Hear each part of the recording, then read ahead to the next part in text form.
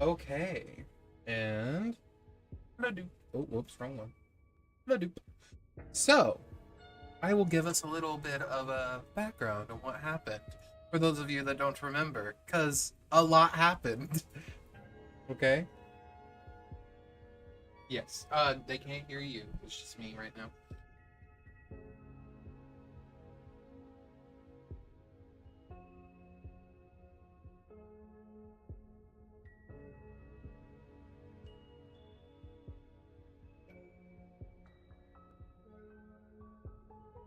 Okay. So, basically, what had happened last session, for those of us just now joining, you guys are in Mistress Realm, a fragment of the weave between worlds. The world around the party isn't a place so much as the memory of magic, trying to hold itself together. Give me just a second.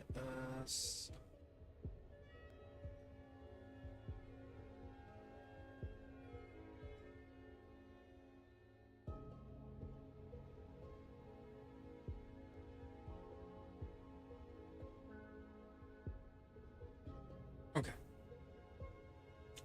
Last session, Bjorn, stripped of his pride by the power of his goddess and his faith, Simour escaped imprisonment by eating a 9th level spell. Not only did he previously create a new continent, but also accidentally now has 197, I think we said that number, people joining said continent up north. Rook awakened to his changeling self with Fey ties. Gideon survived a channeling planetar power. Mr. revealed the weave is collapsing, naming Simour her successor, before sending you all packing back to Silvery Moon. Okay, that is where we left off. So you guys are being...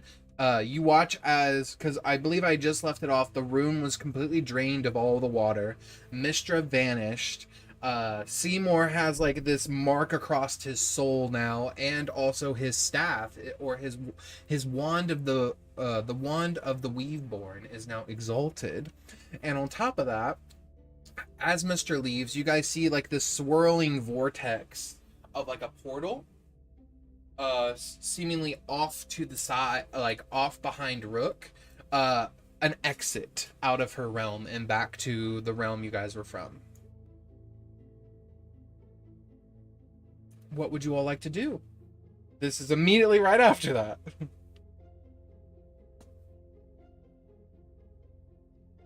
Yep.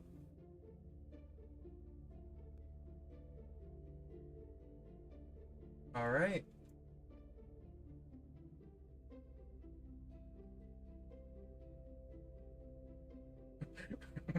Rook follows, Gideon follows, Giggle follows, Bjorn, the fairy. Giggle the fairy. You guys all step into the portal and you are wished away. Go. The portal opens. This eerie green light spews throughout this chamber that you guys spawn into. And I will reveal it in just a moment. You're so welcome.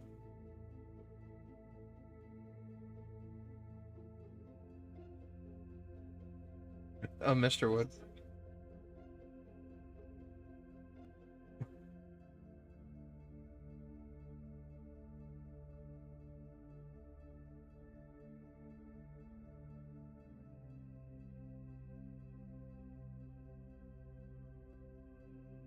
All right, now they can hear you.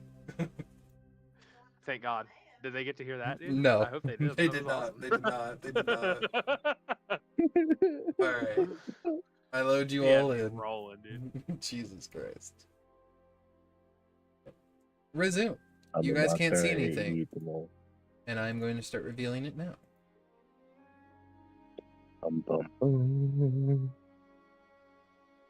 This is where you guys are. And I will change the music a little bit. You guys can tell me if there's anything you would like to do or what have you. This is an upload. Oh, gosh. Are we actually popping back out into Silvery Moon? We don't know yet because we're in a chamber. You guys are in a windowless chamber. There we go. Well, but getting outside will heavily dictate what we have to do, Bjorn. We might have to fucking skedaddle. We might have to kill some wizards. I mean, also that's possible, I guess. Sweating nervously.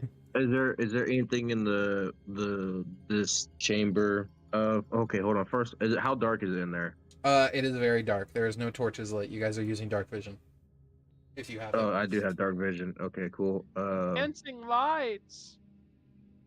You cast dancing lights. Could you tell me what school of magic is dancing lights, please? Think it's illusion? Okay, Illusion. It is. Yes. You release dancing lights, and as you do, the lights double. No, triple around you in an instant. Well, giving a very bright light to the room. They all float up to the top, and they just sort of like suction cup there to the top of the room. That's it. Okay. This would lead me to believe we are in an illusion tower. I don't necessarily know if we're still in Silvery Moon, I will let you roll an Arcana check with advantage to confirm your hypothesis.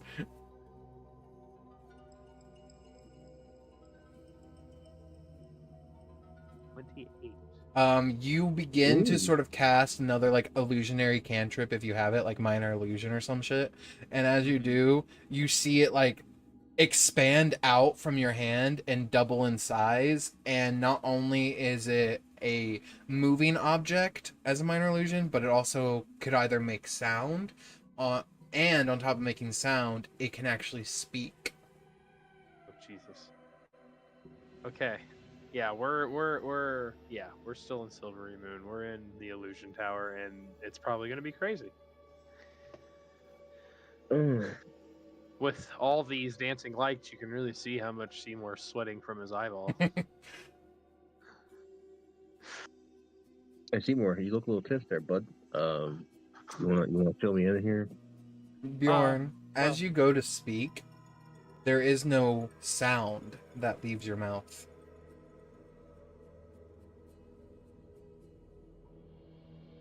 That I can't hear it, or he can't hear it. Both. There Nobody can is hear no sound that comes out of Bjorn's mouth uh-oh. as he talks. Uh-oh. Oh, no. Can he hear me talking out loud? No. Okay, so that part still affects me. Got it. Mhm. I will whoop out the old emerald tipped pen, baby. Yeah, baby. And I'm just gonna squat down on the floor and start writing. And I'm gonna write Mhm. silence spell with like 7 exclamation points. Okay, that is written. It is. And It anybody has in the been party written. can see it. Technically, I think that's illusionary too, Christian. Is it? Fuck. Oh yeah, because it uses illusionary Yeah, script. It's called illusionary script. I did it from that. Yeah, as you write it out and you carve it into like the stone, you watch as you say we are trapped, like as you say the silence spell, you watch as like the words begin to morph and mutate into a sigil of the silence spell and then fade away. I hope everybody got a chance to see that. Yeah. It kind of just keeps glowing that sigil and then reverting to the words and then glowing in the sigil. I like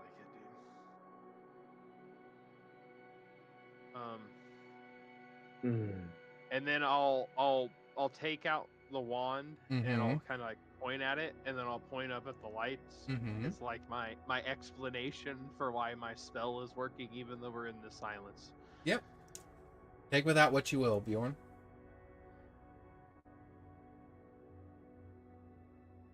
I'm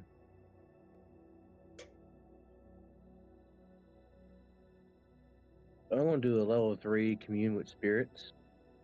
Does it require a verbal component on your spell? And if you don't know where to look, I can tell you.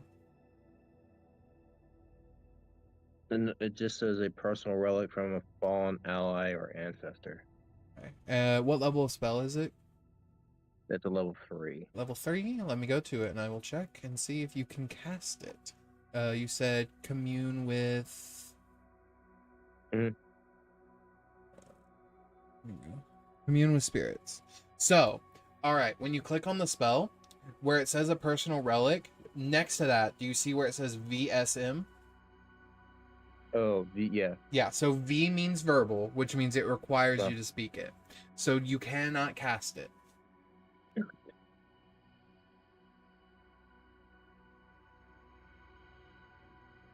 Damn, I can't do a whole lot because all my stuff is verbal.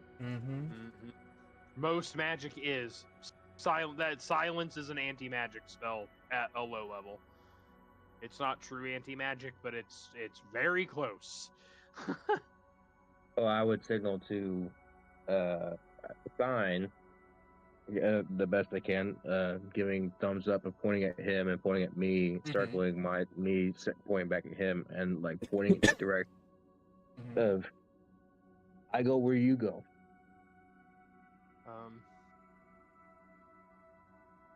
Okay. I was going to say I can't even use divine sense, can I? Let me see. It would be under features and traits. I think that's a quack. You might be able to. I just gotta check it out. Divine sense. You can use divine sense. Hey Tyler. We just made it back from Mistra's realm. I don't know what Gideon's emotions are right now because you guys weren't in Mistra's realm that long. But while you were in Mistra's realm, Gideon, you were a planetar. And then you got reverted back into normal Gideon by Mistra herself. So that way you weren't permanently made a planetar. But you are now in a room that has been found out to be completely sealed in silence by the silence spell. So would I channel divinity? Is that what I'm going to use? Yes. All right. And how long does that last up for? It is 10 minutes is divine sense. Okay. Well, I got divine sense going. Boom. You cast divine, you feel this divine sense leave you. And as it does, you feel 3 pings. Give me just a second. You feel one here? Come on, let me ping. It is not letting me ping right now, guys. So you feel one right over here, right here, and right here. I did not see that happen on the map at all. Oh, damn it. Let me refresh it then. Hold on, let me redo the same thing. You're good. I could see it, Christian. Alright. Yeah, for some reason the ping tool's not working, but I can do the point tool. So it's right here. I'm just gonna mark it. Let's draw. Here. Here. And here.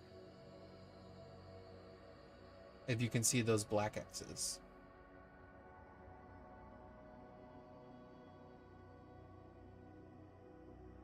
I would go to the one that's behind Simour. Mm-hmm. Oh, you are told what they are. They are fiend. They're Thane? Yeah, fiend. Fiendish. Fiend. Demonic, devilish, whatever. And the pings, okay.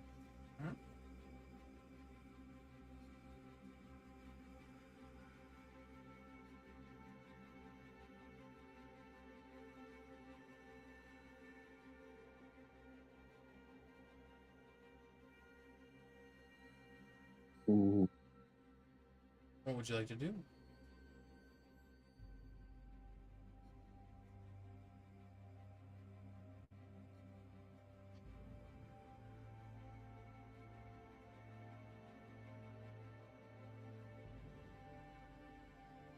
Gideon, if there's anything you want to do as well, please let me know.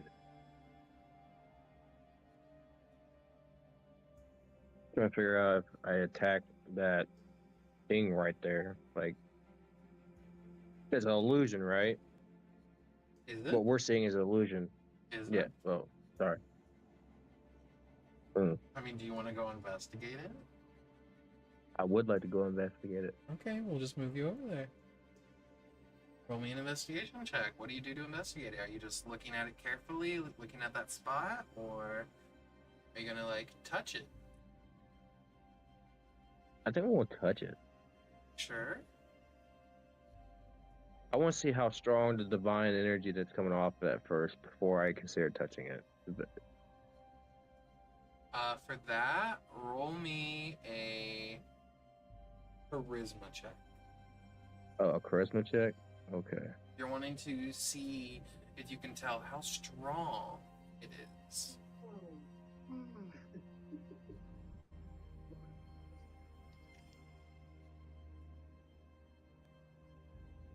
I got a 16. You're unable to tell. Unable to tell.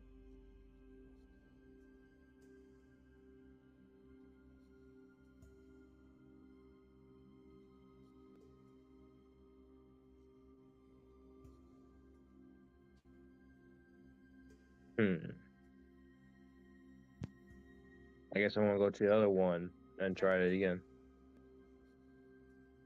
In that same proximity. Okay. Go. Okay. Make me an investigation check and then a charisma check. If anyone else would like to do anything, please. I'm assuming Rook is just grabbing shit at this point, and we'll get to that if Q shows up. I got that one. Okay. Give me a charisma check.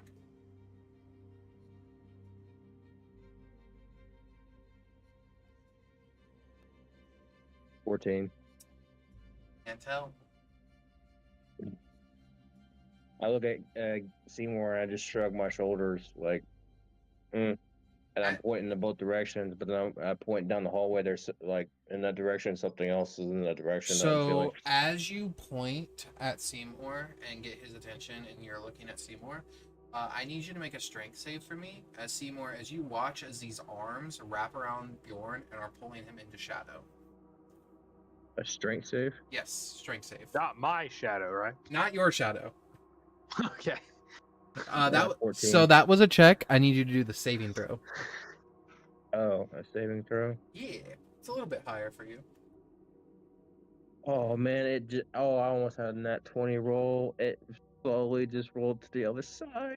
You watch as Bjorn is signing something to you, Seymour, and then you just watch these arms grab him and pull him into shadow, and he vanishes. You can't tell because we're silenced, but I sigh really big. You actually all can hear that one. Gideon, you also watch as that happens as well.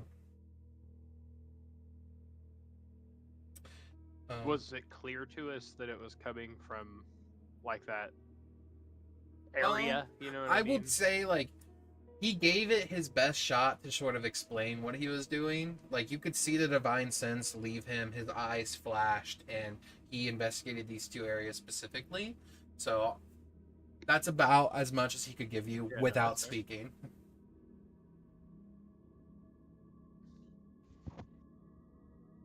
I guess I'll go over and check out the area too. Yeah. Give me an investigation or arcana, unless you want to do some sort of magic. I feel like a detect magic would be useless because we're in a wizard's tower, so it'll probably light up like 17 Christmas trees. Who knows? Yeah, I'll roll arcana. If Okay. That's an acceptable choice. That's totally fine. 23. So you're dead. I'm just kidding. Fair. At some point, I'm gonna eat something. Poison, it happens. Okay. You roll and sort of look down at this sort of like weird spot, and you notice there is some sort of an illusion essence in this area. This area doesn't feel right as you're looking at it.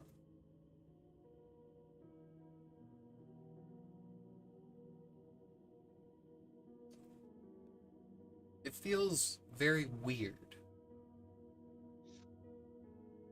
I'm gonna reach into my bag, and I'm gonna pull out my teddy bear. Yeah. And I'm gonna ask him what the fuck's going on around here. And do you recognize this? This seems evil to me. Mentally you connect to your bear and you hear in your mind, yeah, that's some powerful demon shit.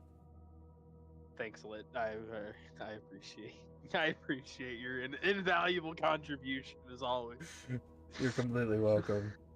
It's very weird. He's going back in the bag upside down. I mean, that's fair. Yeah. That's completely fair. You put him in the bag upside down. What I expected from him. You put him in the bag upside down. Yeah. Gideon, what do you want to do? Gideon, any insight?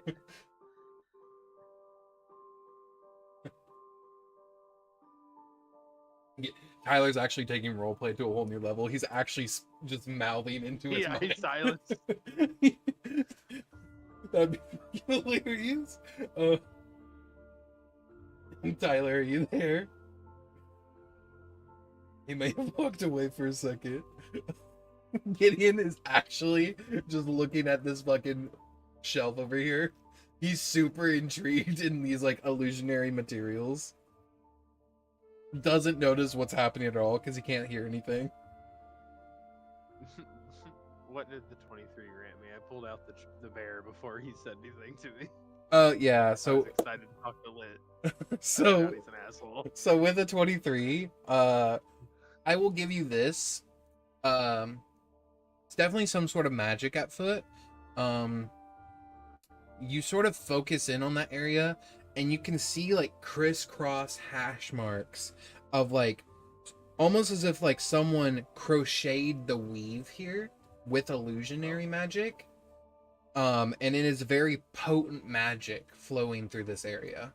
Very potent. If I turn on True Sight, can I get a better idea of where weave and spell are separate right there? As you turn on True Sight, you can see through illusions with True Sight. Yeah. So as you do that, what you see before you is this.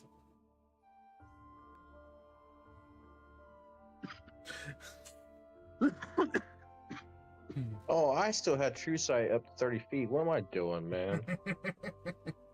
You gotta tell me when you activate it.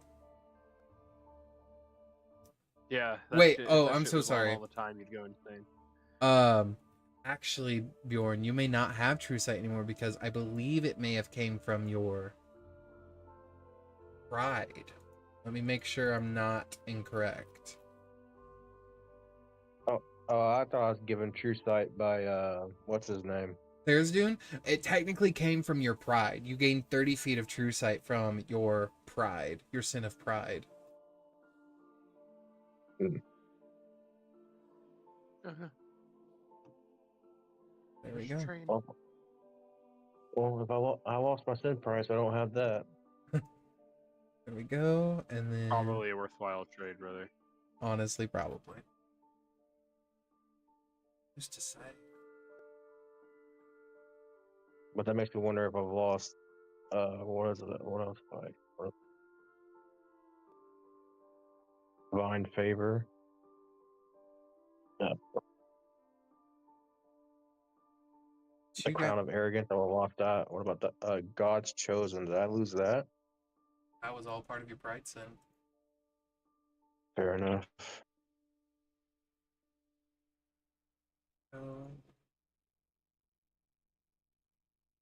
So the rest of them don't see this, and what you see, Seymour, as the rest of them are still in awe of things, and they're like grabbing things and moving things around. You see,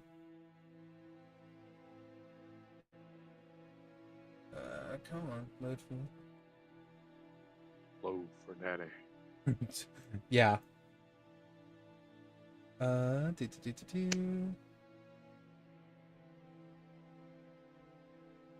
This. You see what looks like a massive coiling snake with hundreds of arms, grabbing him and holding him.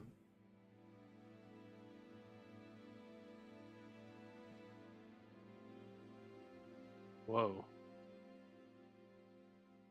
And as it turns to you and smiles, you see its 4 tongues snake out, all of them forked.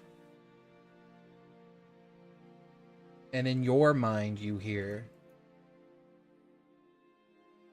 "What do we have here?" I was just wondering the same thing.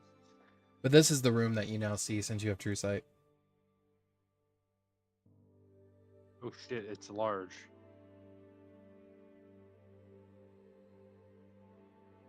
Bjorn, you're sort of just held in shadow. Your mouth is covered by one of its arms, and you're sort of trying to fight it, and you just can't. Hmm.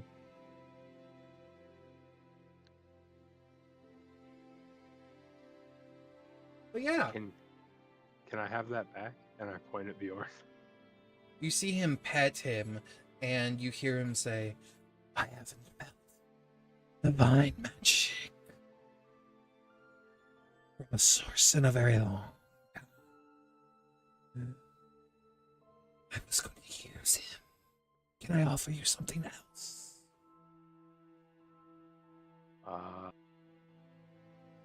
No, I don't think. I think I have to have him. I think he has to be in on negotiations for his own self, unfortunately. Aren't you his keeper? I am not. I've seen a lot no of your one's keeper. kind walking around with two-legged kinds. They seem to be the ones in charge. Mm-hmm. The ones that look like me seem to be in charge? The ones I've seen, yeah. They walk in the shadows of the towers. Okay. Well, where I'm from, people like me are slaves, and I'm an oddball, so I'm not sure. I'm not sure. And Seymour's just kind of like looking around and see if there's anything else in here, I guess. There seems to be like a doorway out directly in front of you, and like possibly an elevator behind you, very large. And then along either the east or west side, there seems to be these cavernous, sort of like a maze-like interior, that looks like to have been carved out by his snake-like body as he made his way around. From the abyss, and I don't feel very much divine magic in a while. It's been so long. And Bjorn, you don't know where it's coming from, but you feel the slightest trickle of something wet rub against your neck. Like almost like a droplet of water hits it. But Seymour, you're watching as one of his tongues is like licking the back of his neck. Is my mouth covered? Yeah. Does he appear to be the only big spooky demon in here right now? Yes. Okay. What are you gonna use him for exactly? I'm going to feast off the divine energy coming off of his body. Radiant meal. And then I'll become a divine demon lord. I will have more. I'll kind of... I'm not gonna get the bareback out because I don't want it to be obvious. Mm-hmm. But I'm gonna kind of dip back in with lit and be like, is that a thing? Is that a real thing that demons can do? Oh yeah, there's definitely soul devourers. It's actually quite common. Okay, thanks. Careful though, if your soul gets consumed, you can only be restored by the most potent of arcane magic.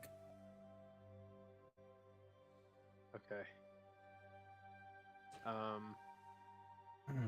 Are you lifting Lit up high enough for him to see him at all, or are you just like reaching in, grabbing him, and asking him? I was just kind of trying to do it mentally without getting the bareback out. Got you. Time. Okay. I don't want to alert. Got you. Boy. Got you. Well, that's all he can tell you. Yeah, that's fair. So I just feel like maybe we could make a deal. A deal.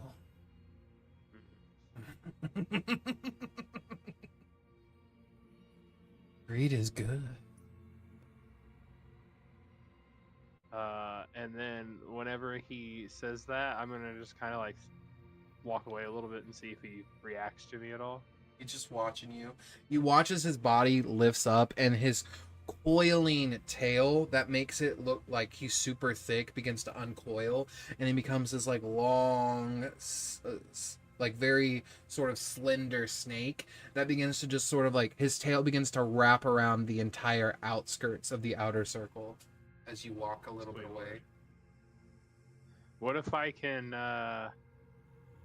give you a big burst of divine energy? Is that good enough for you to let him go? You see him bend down and like his tongues are like going around Bjorn. It's quite a lot that he has here. What can you offer? While he's talking to me in my head, I'm gonna ask Lid if he can take this guy. I want to ask a quick question too. Yes. Cantrip. Yes. What's your cantrip and what's your question? It's light. It's invoke cantrip. I know it says touch, but it does have D for verbal. But I'm kind of confused. Does it have to be a verbal? It does. So touch means like you have to be in range of whatever you want to touch for the spell to stick onto.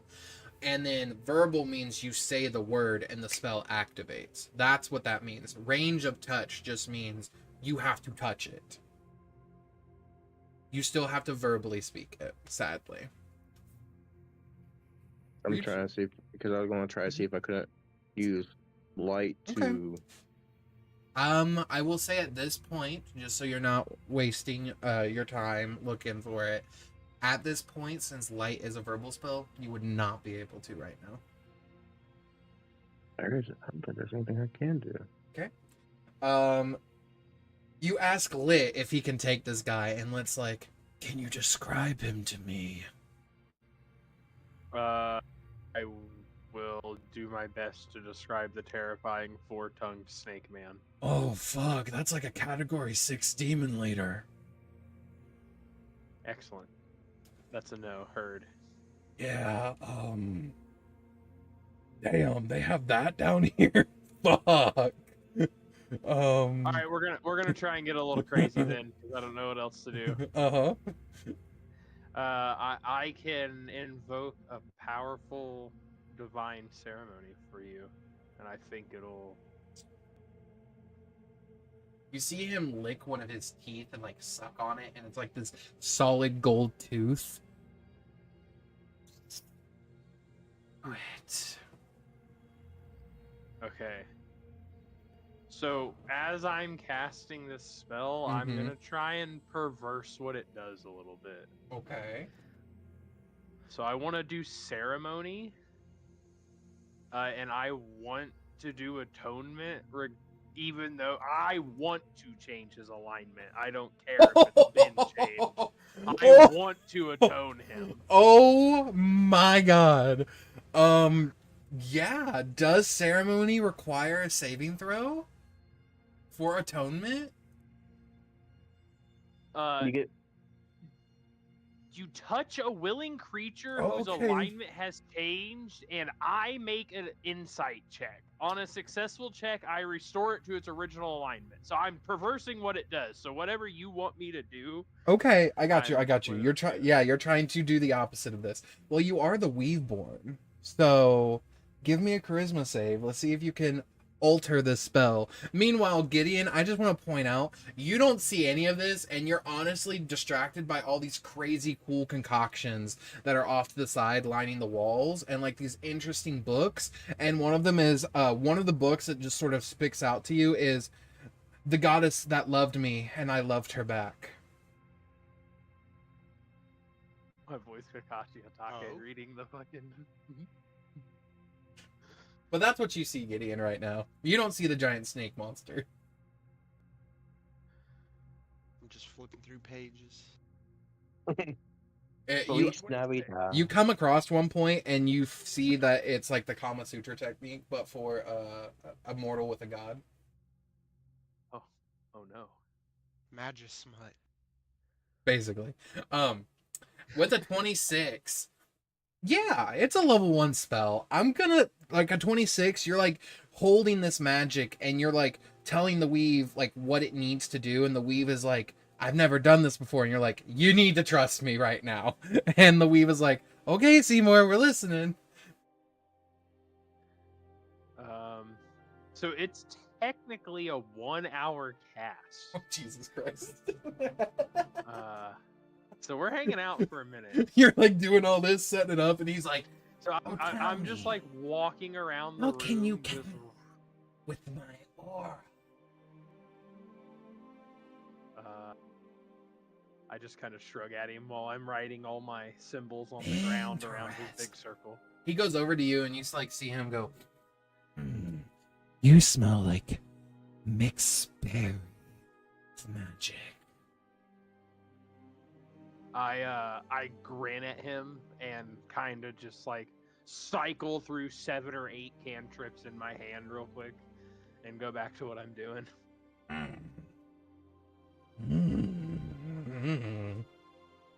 Okay. I'd say Once I get all my runes set up, I'll get in the middle. An hour. Casting it. Yeah, an hour goes by. He's very patient, thank God. Yeah, he's interested in. He must feel the oomph coming. Yeah, he's very interested in what's happening.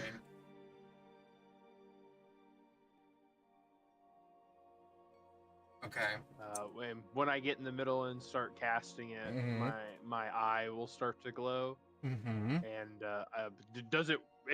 Am I gonna make another roll to see if it works, or am I in the? Does it work? I mean, at this point, he's willing because you're offering Okay. him divine magic. Okay. And you will notice that you do not have to roll to cast a divine spell. Oh. Oh! Interesting! Holy shit. Okay, tucking that away. I will, if it's okay with Christian, I'll kind of like clap my hands and there'll be like a purpley blue burst of energy and everybody will be able to see the snake and a bunch of strands coming off of the snake. Can you roll me perception or insight as you clap your hands, please? Gideon, could you also roll me perception or investigation? Ooh, it's not very good. Come on, You man. get plus 5. You got Simour. You get a +5. It's only for saving throws. It's only for saving throws. Oh no! Damn. Oh shit! Gideon comes in with a 28 on investigation. Gideon, what you see for just a moment as you're reading Magislut, the Awakening, 2 remastered, And I'm gonna remember all the Karma Sutra parts. I have keen mind. absolutely, absolutely. As you're doing this, you hear an audible clap. And as you hear that clap, you watch as the room you're in shakes and vibrates a little bit.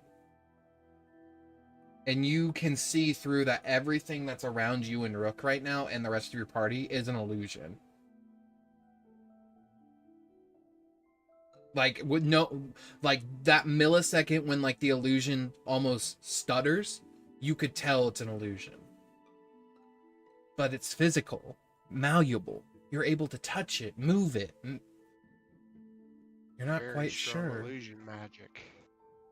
As you sort of set it down, the book, you watch as this magic begins to leech off of Simour, and you almost watch as like the top part, like the ceiling of the room you're in, it begins to swirl down into Simour's magic a little bit, as if like Simour's own magic is carving through the illusion.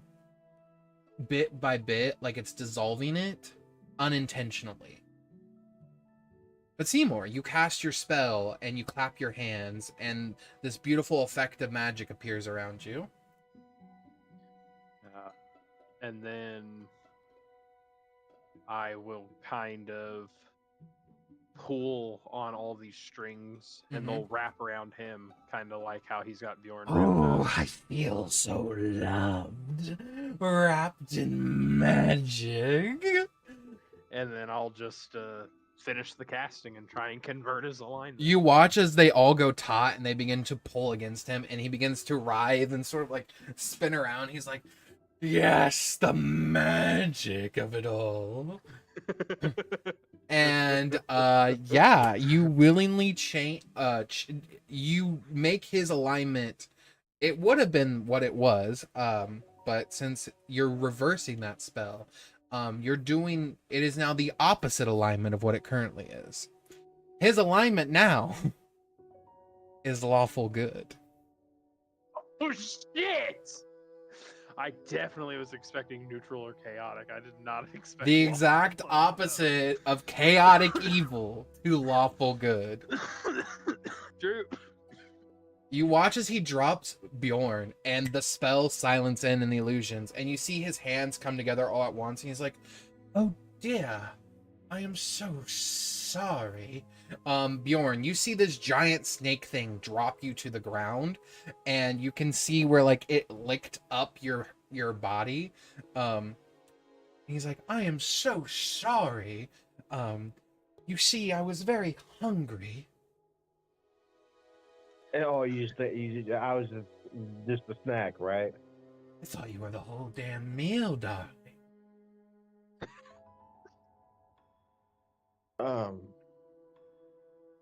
What? Simour, what just happened? I am Arumavas. It's a welcome in my home. Be a be right back. I'm gonna go get some tea. You watch as he slithers over here. And you watch him go a pretty far distance, but hit the rest of his body, like a good portion of him is still left out in this room. And then like after 5 minutes, you see him slither back in, and you see him holding like these gold and platinum plated like teacups and plates, and he puts like sandwiches and tea out, and he's like, oh dear. Well, it's a welcome sight to have guests.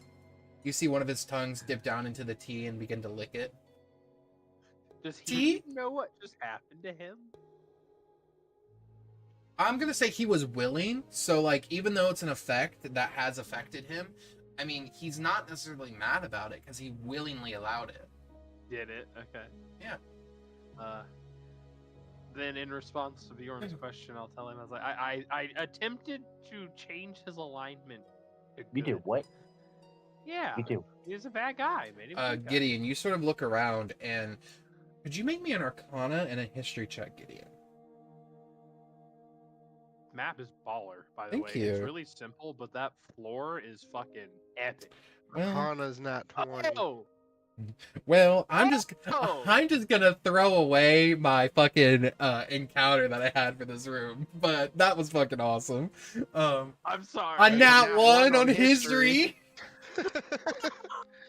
The duality of man, dude. Yes.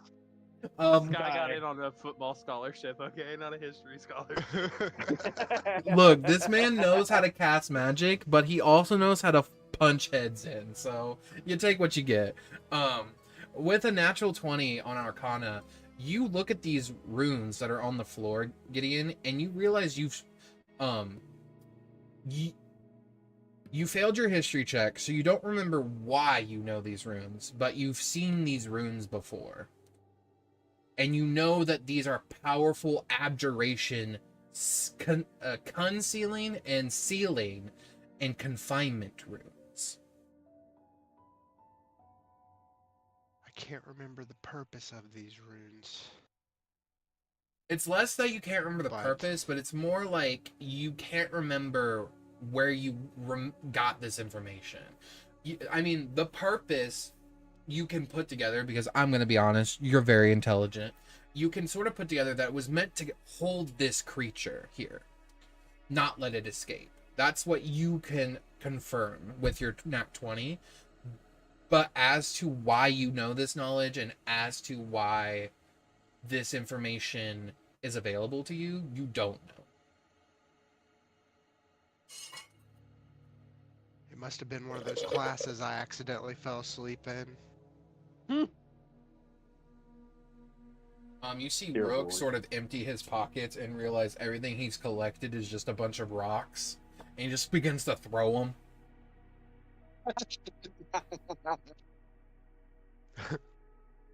You begin to realize, Gideon, that one of the books you were reading, that was the Kama Sutra technique, is just like a piece of cloth that you were just folding back and forth. That's Oh, Well, so that it's makes me wonderful wonder if to those have... techniques are even usable. It's wonderful to have friends, but Asking their own questions. you are free to go, my friend. If you could, possibly, if possible, could I be unsealed so I can finally get something to eat? It has been dreadfully a long time, and they like to feed me dead bodies that fall from the top. And it points up, and you can see sort of like about maybe like 300 feet up, there's like this light from like a trap door that seemingly opens. If you can abide by not killing the Denzians, I think I have a safe place for you to go. Absolutely. I would never willingly kill something or intentionally harm anything. I would prefer it seasoned and on a grill. So we're gonna see if it's this easy, and I'm just gonna scratch out across the runes and fuck them up so they're not visible anymore. They are Honestly, abjuration runes, I which means they're know. protecting As something or someone so from as something or someone. as Gideon says The this, you just take your staff, the blunt end of your staff, and just scrape, and the wards depower. I think you're good. Oh my! I feel so alleviated. And you see him, go out the doors. I was going to ask what he was doing here in the first place. I should have asked him before I freed him. Is his body still slithering out because he's big? Yes, you can grab I'm onto it gonna if you jump want. on it. I was thinking the same thing and want to jump on him. You done played with me too many times. Just follow that reptile smell. We'll find him. You all I'm just four gonna jump start, on. I'm gonna try and just start crawling up his back and get to him. Get to his head. Head. One head, four tongues, right? It was 1 head, 4 tongues, 100 arms. God, Wow. Jesus. He's like a centipede snake. I'd probably be happy if I made it to like arm 27, honestly. That's horrifying. Isn't it? As you guys all begin to follow him, he crashes through like the bottom basement, and you watch as he just kills all the monsters in front of him. That would have caused you guys more trouble getting up here. This whole entire area was littered with monsters trapped in illusions to keep them stable and to keep them from fighting back. And this thing is just mowing through them, killing all of them that's tried to stop him. You see manticores, you see chimeras, you see wyverns, you see like all of these crazy creatures. He just smashes through them all and then finally climbs up to the tippy top of the tower, and you guys are in Silvery Moon, but on the outskirts of Silvery Moon is where the illusion tower is located, so you're not directly in the center of the city. So let me move you guys. I'm glad they're on our side. You say that, and then you kind of realize it's less that the monsters were on your side and more that this one boss is on your side. All right, where are you, Simour? All he needed was some therapy. Back. Some magic therapy. Honestly, though, I feel like that's literally the #1 way to cure any monster. Is just give it therapy. Give it therapy, and 9 times out of 10, it won't fucking bother you, my guy. But you guys are all the way over here. I can't wait to get a desktop so this stuff just updates automatically. Or a laptop would work, or a tablet. You can Where also. are we at now? We're in the Silvery Moon. Also, if you prefer, I am streaming it to the Discord if you just want to watch it on Discord as well. Too many screen jumps. It's make my head. I understand. But yeah, guys are back in Silvery Moon, all the way over to the far right.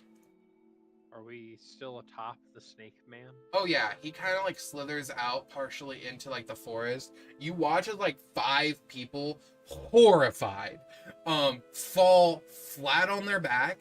You think they died. It's just because they saw him. I mean, hey, that's not his fault. I mean, He's like, oh dear, I would hate Petrified. I would hate for them to be left out here in the cold. And you watch as he sort of. I got it. I got laying hands just in case, and also I can cast a spell and hold their spirit there for 7 days.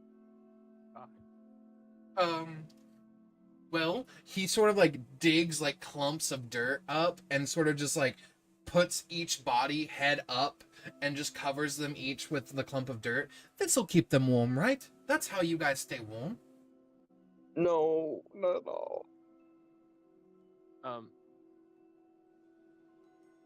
Anyway. Anyway, I'm just wondering, since I can't get back to my dimension now that I'm like this, simply because I would probably be killed on sight, I was wondering, do you have a place for me to possibly go? You guys are such nice people. I do, in fact, have a place for you to go. Really? There is a new and wild continent to the north. Wonderful. There is a few hundred people there. Try not to scare them to death if you can. Understood. Is there anything I should collect along the way? Oh my. Oh, You say you like your food cooked, so maybe You see firewood. his eye twitch, and you hear from like you see his head snaps, and he goes like, "The souls of the innocent." Excuse me. No souls. No souls required. Oh, I'm so sorry. It must have been my old self trying to pierce back through. How about the souls of the wicked? I need you to keep that under control. Yeah. That yeah. can sustain. Souls of the wicked, you say? So A soul's a soul. hey, I like where you're going with that. Yes. Soul. And if you like divine energy, since you were licking me really good, and you like divine energy, the more souls of wickedness you collect, I can't see why I can't talk to my goddess and do a divine favor for you. Divine blessing. Well, that would be wonderful. A demon blessed by a divine goddess of the upper planes? What a wonderful idea. Are you still a demon at this point? I mean, I don't necessarily think you changed my species. True. Yeah, fair enough. I guess I What just were you so doing heavily down associate. What'd you say? What'd you say, little lion man? What were you doing down there in the first place? Oh, I was summoned. And then By trapped. whom? From some elvish man, wizard, I'm assuming.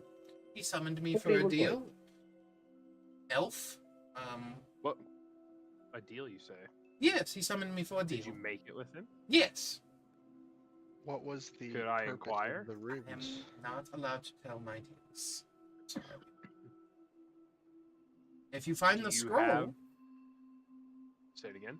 if you find the scroll in which the contract was written on, then yes, you can read the deal yourself. No way. Yes. What? You said he was elvish. What? Describe what elvish he looked like. What he looked like. He gets down to you and he goes, old, beard, gray robes. Probably handsome. I don't really know the differences between people. You see, as I am not a people. Sounds like the guy that trapped me in the sphere. He traps you in spheres. He does have a thing for balls. Yeah, it's probably him. Yep. So you don't know what those symbols were down there? No, I don't read your archaic magic. We have our own where I'm from. If he summoned you to make Understood. a deal, why did he lock you up? He didn't want me to leave. Wanted the opportunity to make more deals, I'm assuming. I mean, if Did he summoned you make once, more couldn't deals? he just do it again? What did you say? I'm sorry. Two of you talked at the same time? Go ahead, Bjorn. Did you make more deals? Yes. With many people that came down there that he allowed. Are you in a favorable position in these deals, or were you kind of under the thumb and forced to do? I think we're pretty even. But since I was planar bound, and since he did also know my name, the deals did skew more into their favor. Interesting. So if I change your name, would that nullify all your contracts? Sadly, a demon has tried that before, and no, it would not, because it's bound by my blood. Not by name only. I'll kind of like look up at him, and I'll kind of like scratch my chin. So what if I did change your species? Then you'd have different blood. I don't quite know exactly. I mean, I guess the deals would go null and void, but I guess in both ends of the spectrum, I would lose whatever I gained, and they would lose whatever they gained. Okay. Before we change him, you understand that we have quite the ally right now, right? Me? He was going to eat me, People but react some kind of way to his presence, though. He's big, too. Yeah. He would have to learn how to maybe illusion himself to look different at the very least. You see, Could he we give- you see he could- casts a spell, and all of his scales go from white to just prismatic purple, like this. Like that. That's quite the shade of purple. I mean, that's definitely more appeasing. Could we give him a scroll that was written by us that nullified the fact that we sent him to that new continent? Wait, what now? Could we literally give him a sealed scroll or a scroll stamped by us? Oh, you're saying Or when he like meets the other people, so that way he can give it to them, so that way they don't freak out and try to kill him. He wants a Yeah. hall pass. I got you. I mean, that's up to Yeah. you guys. Yeah, absolutely. That would solve a lot of our problems, and we can keep him the way he is now, and not create a whole scene right next to the city where I'm an outlaw in right now. Oh, I can't actually do that or anything. I was just curious. It's just how I am. You just changed a demon from who's going to eat me to the nicest creature I've met in a long time next to you guys. Yeah, but I know how to do that. I don't know how to make him a different species. Let's not try to do that right now. Right next I'll to the figure- city I'll that we figure it just out later. It's okay. that we just the divine magic that we just released and then your magic and and he's still hunting us, and you think he doesn't know that this creature just left because we just released him? Do you think he has no idea that this thing just left the tower? Can you go eat him? I turn around and look at the. I think the wizard. The deal does specifically say no harm can come to me or him as long as we're bound to each other. By anybody or by each other? By anyone I'm bound with via a deal. So, but does he know with this deal? Does he know where you're at, or is it just kind of like one of those where? Oh no, he doesn't have tracking on me. I mean, he did while I was down there. He could tell I was down there. But the moment we escaped and I killed all those monsters, he would definitely know I escaped. My point exactly. But once I leave the city and get far enough away, I'm sure I'll be completely fine. Do we take a ride with the lizard? I mean, not lizard, snake man creature. What kind? What you are a demon, but what kind of demon are you? I'm a demon lord. A demon lord. Yes. And what's your name again? Arumathus. Say that one more time. Arumathus. Arumathus. All right, Mophis. Mophis here. Remember that. Mophis here. You guys, I have a inclined feeling that this wizard that turned you into a gem and saw my Well, divine. he's actually a sorcerer. He's just pretending to be a wizard.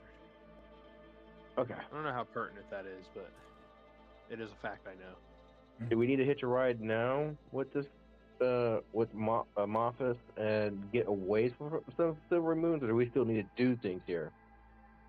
Well, you see, I was actually thinking I could make a deal with him and be immune to the sorcerer, because he just said it's anybody that's made a deal with him. Yeah, so the way it works, if I didn't explain it right, it's basically like if they make a deal with him, their powers don't affect each other. So like it's essentially saying like a truce contract. You can't hurt me, I can't hurt you as long as we're under this deal. But it does not branch out to everybody Correct. that the demon has made a deal with. Okay. Correct. That's much less terrifying. I thought that he just told us that this guy was basically invulnerable to anything that had ever made a deal with this snake. Okay. Well, he kind of like talks and goes, I can't really explain that part much more than that, but essentially most of it, they can't harm each other. Because they were umbrellaed in under him. Would you like to start a new deal? No. I already have a pact and some other stuff going on. Is there a failsafe for you to get out of contracts that you don't want to be in anymore? Yes. Okay. I'm assuming you can't tell me what that is either, though. That is correct. I am bound by the abyssal tongue. I go over to the 5 people and do small blessings to the 5 people that were heads up in the dirt to You see one of them wake up and scream and pass out again. You know what? Never mind. Stay in the dirt. Flower pot head. Is this how people grow? No. Not at all. Never seen it, honestly. It takes quite a bit of time for humans. They take quite, yeah. They're very weak for a very long time. Okay. I might have a deal for you, but I'm not sure how these contracts work, so I'm not sure if we can make the deal either. Okay. I'm always interested to learn more about my friends. So I'll just kind of sit down and look at it. So soon I'll be the god of magic, and I'll need an envoy on the mortal plane. Yes. If I agree to make you that envoy when the time comes, can you or would you nullify other contracts? I guess it would truly depend on the power that I would be granted if I could overturn those contracts. So it would have to happen first. Yes. As it stands right now, you don't think you can do that? I would not be able to. Fair. Okay. But that does sound interesting. I would love to be your friend. I like where you're going with this, Seymour. We can You be would try to ascend a fiend. I mean, I already made him lawfully good. I mean, let's. Well, if do you want to try to ascend a fiend? Here. We're gonna say that you guys are walking and talking. What would the rest of the divine chain think, though? I mean, who the fuck cares? You're the god of magic, are you not? Yeah, that's kind of where I'm at. Like, if I'm gonna be in charge of all like, listen, bro, it's really cool that these gods have all these clerics, but you know, it'd just be a shame if I said none of those guys get to use the weave on the mortal plane anymore. Be real fucking shame, wouldn't it? Be a real fucking shame. Starts a celestial war. People don't put enough respect on the god of magic, bro. That shit is nuts. The god of magic. So Seymour, could I, if you're going to ascend a fiend, could I help assist you with that with my divine aspects? Could I supercharge this? I mean, I might have a plan. That's between you two. I know an insane. Okay, hold on. First, I need above table logic for a second. Okay, you're talking. We've established that fiends, devils, things of that nature are still divine. Yes. They're just on the okay. Yeah, they're just on an opposite coin. I know a crazy spell called Steal Divinity. I wonder if I could take his divinity and purify it and give it back. I don't know. Do you want to try? I don't know. I'm thinking. I need to have a plan for every. Right now, here's what I'm gonna say. Rook kind of can't help with this. He's just like watching. Actually, Rook said he's gonna stay back in the city and like stealth around and do changeling shit, and scout some information. So let's let him do that. The other, you three are really my spellcasters. So if it's gonna be anyone that does this, it's gonna be between you three. Do I have access to my higher level at-will archfey spells already, or is that because of the custom subclass? Let me see. What spells is it giving you access to? I can see all of them. Oh, it's probably because it's going based off your character level, not class level. That's probably what it's doing. But yes, you can have access to them. That's totally fine. I don't really care because, I mean, you would have access to them if you were actually that level. Right. I don't know if that's something I have the power to do. I've never casted Steal Divinity. I don't know what exactly it does. If it makes me just eat it or something whenever I cast it, then this won't work. I don't know if I can remove it per se. I mean, what I can say is, like, even if magic is eaten by you by gluttony, that magic has to come back out. It's true. It always does. It always does. Magic always has a price. I might have Yes, I'm plan. so interested. Also, this rock sigil formation, very quaint. I'm definitely feeling some strange oogly woogly things happening. Well, the celestial writing on the what's it called again? Mm-hmm. On the plinth. The plinth. I'm trying to remember what it says. Something faithful. Yeah. Come kneel thy faithful and give thy strength. Yep. What do you think about this plan, Gideon? Taking and purifying a demon's essence instead of transcending it. I will take notes. Mm-hmm. Hey, Tyler, I love where your fucking mind is. Just so you're aware. What did I miss? He messaged DM? me something. Okay.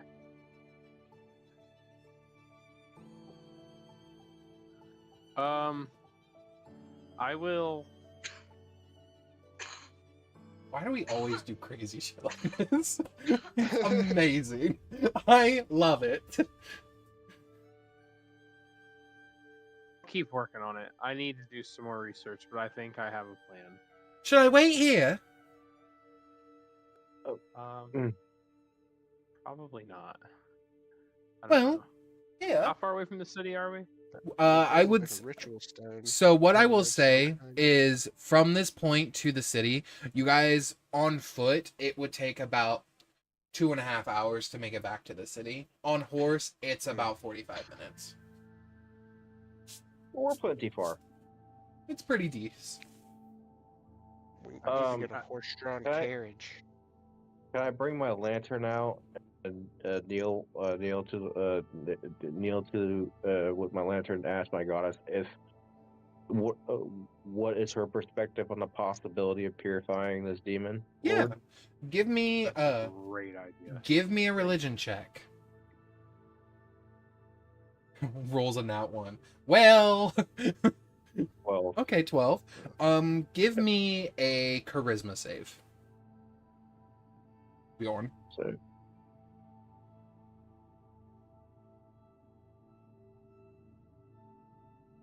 Should be. Load.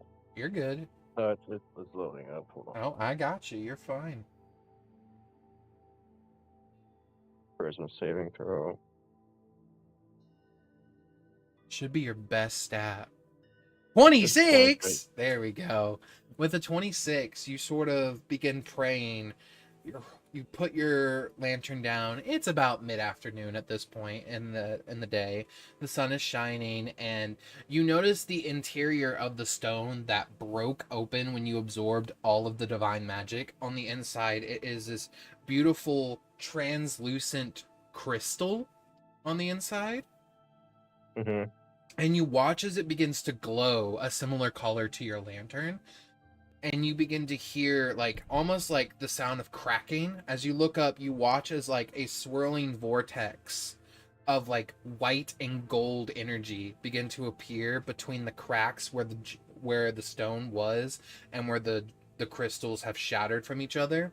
And you watch as it like connects between the crystals almost like a Tesla coil, and it makes a spiral until you see like a visage appear, and it's your goddess, but there's a hood pulled over her face, her long black hair out, and you see a lantern held up, and she's far away from it, and you hear her say, "What is your question, child of my light?"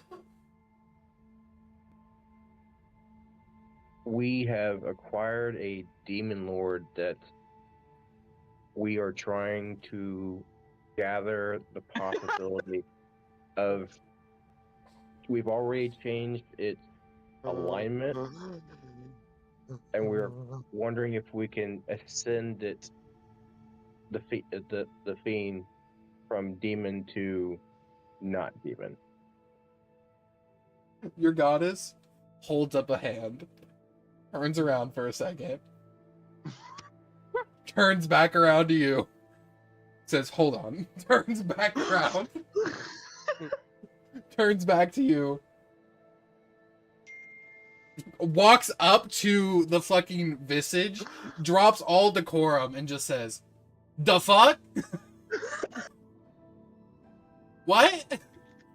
I asked because Seymour is the upcoming. Yeah. I know about what the fuck he is. What do you have? Looks behind you. Oh my god. Zuh. She puts her hood back up and walks back to where she was, fixing herself. So you're asking me if it's a good idea if you could possibly purify a demon and ascend them? Yes. Is there a possibility? Like, is the possibility unfathomable to us, or is it possible that we could essentially do that? She looks at you and she says, "This hasn't been done in millennia. But angels and demons used to rise and fall. And it wasn't uncommon for a demon or a devil to ascend to the upper echelons and an angel to fall to the lower planes. All things have the same capacity for good and evil. It's just a matter of what they let take them over. If your demon is truly willing to absolve themselves fully, then the magic should work. And besides, Seymour Hugh is willing to allow you to do that for how long? And you change his alignment? When he was still evil, he waited an hour for me to cast a spell because he was intrigued by me.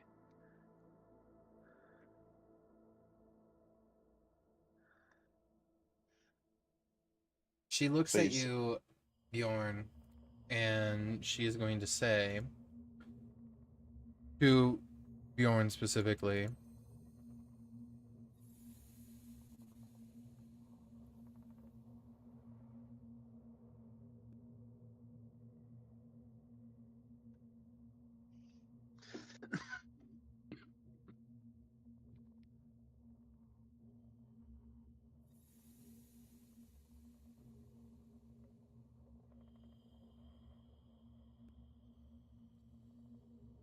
I also didn't notice my notes until today, Christian. I don't know when you put all those guys in there, but I just noticed them. I'm gonna be honest, probably a long time ago. I bet you put the guys in there after I interacted with them the first Oh, time. yeah, probably. Bjorn. Mm-hmm. You hear her say, if a demon twisted, fallen, scorched by its own sins, were to want to change, would we let it? Could it be saved? Could your light burn through the curse instead of against it? She remains silent, the wind shifting back and forth between you all. Golden chains woven of song and judgment shimmer at her fingertips. A chain snaps free, falls weightless to hover over to you, Bjorn, like an offering. A voice, not thunderous, not wrathful, but ancient, fills the air. Not with words, but with understanding. You hear her say, change is not given, it is fought for. Redemption is not light. Redemption is fire that refuses to go out. Should the creature beg not for mercy, but for transformation, then the heavens may watch, but they will not carry. If you would walk beside it, knowing its path, then forge the path. Forge bringer.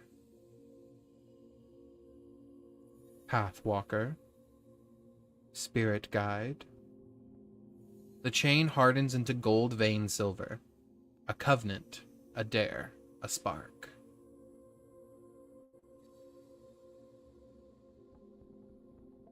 If you truly believe this demon seeks redemption, This will do it. This will help.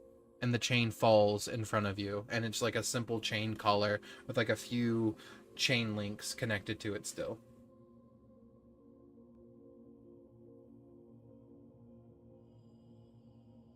I'm physically holding a chain with other links to it.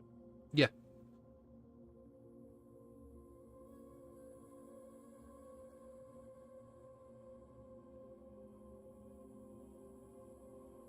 You're going to have to send me what she said to me so I can look at this, because that was deep and I like where it went. Because, and then you also, when you said, you quoted me on what I used to do. Yeah. That's interesting. My goddess just said, if I have faith within it itself, wow, holy crap, that was powerful.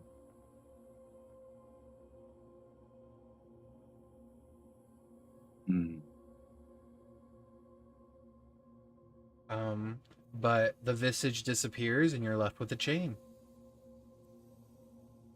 And a collar.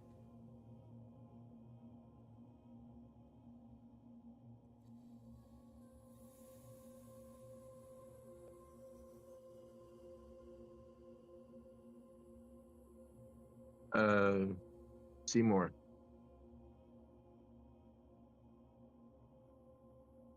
Yes, sir. I think we have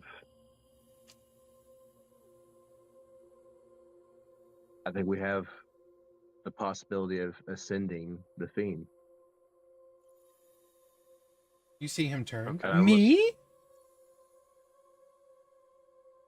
Yes, you, Mothas.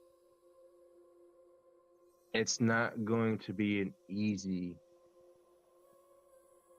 challenge, but I will say this because I have faced darkness, have walked the path of darkness, and became light.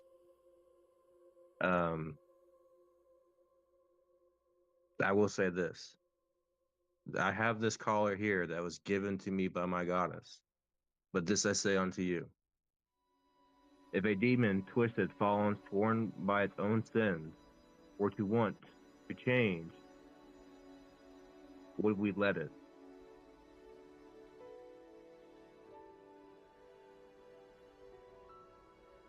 Could it be saved? Could your light burn through the curse instead of against it? You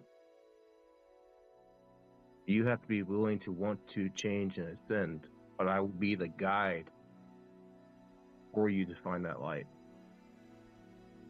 And I look at Simour. I gotta help him,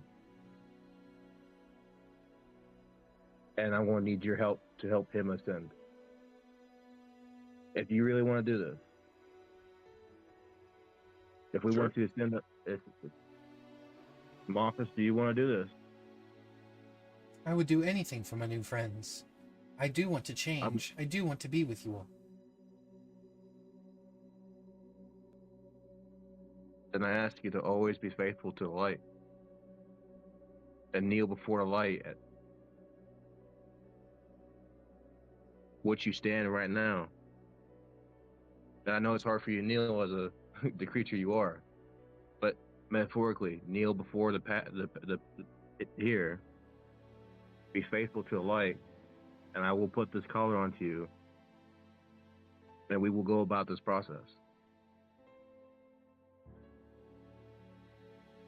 You see him bow down and like sort of wrap himself and like a sort of like circle motion around like the plinth to where it's just a mound of snake, and his head sort of like drifts up and he says, "I'm ready for my color."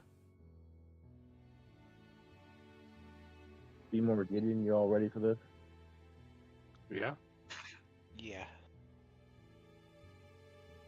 All right. I may die in this, guys. I'm sweating nervously. I'm gonna cast a spell on you. What spell are you casting? So let me think here. I really don't know what he's about to go through, but it was gonna be enhance ability. Okay. Yeah, that's fine. We'll just say That's fat. which one you want. Wisdom? Okay. Okay. Call. I like it. The spell has been cast. I wonder what this will do. Go ahead, Christian. No, all he said was, I wonder what this will do. Moffus, I've done some of the wildest things around here. And I'm truly honored and privileged to be in this situation. Not just for the fact that I have my friends here and you are who you are, but this is also a test of myself and to what I believe in divinity. And if it takes you and you become divinity itself, I'm right beside you all the way through this. So I want to put this chain around your neck, and I want you to hold my hand.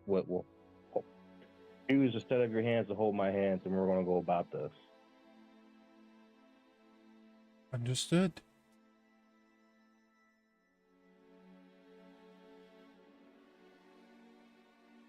You see him begin to sort of like reach out to you as this goes on him.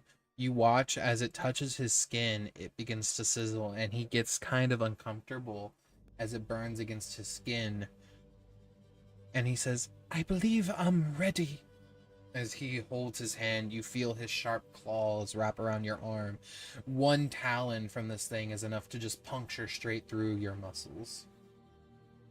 I want to take the damage, but I want to say this in a multi, as in my calling to in prayer. I want to say it in celestial, but I will say it to Moffus to comfort him. Change is not given; it is fought for. Redemption is not light. Redemption is fire that refuses to go out. Should this creature beg not for mercy, but transformation, then thy heavens may watch, but they will not carry. If you would walk beside it, know its past, then forge the path. As I walk with you, beside you, the light and fire, side by side.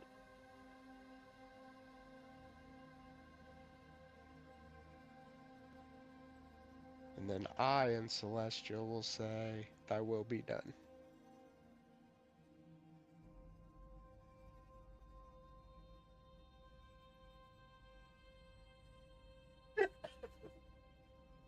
Yeah.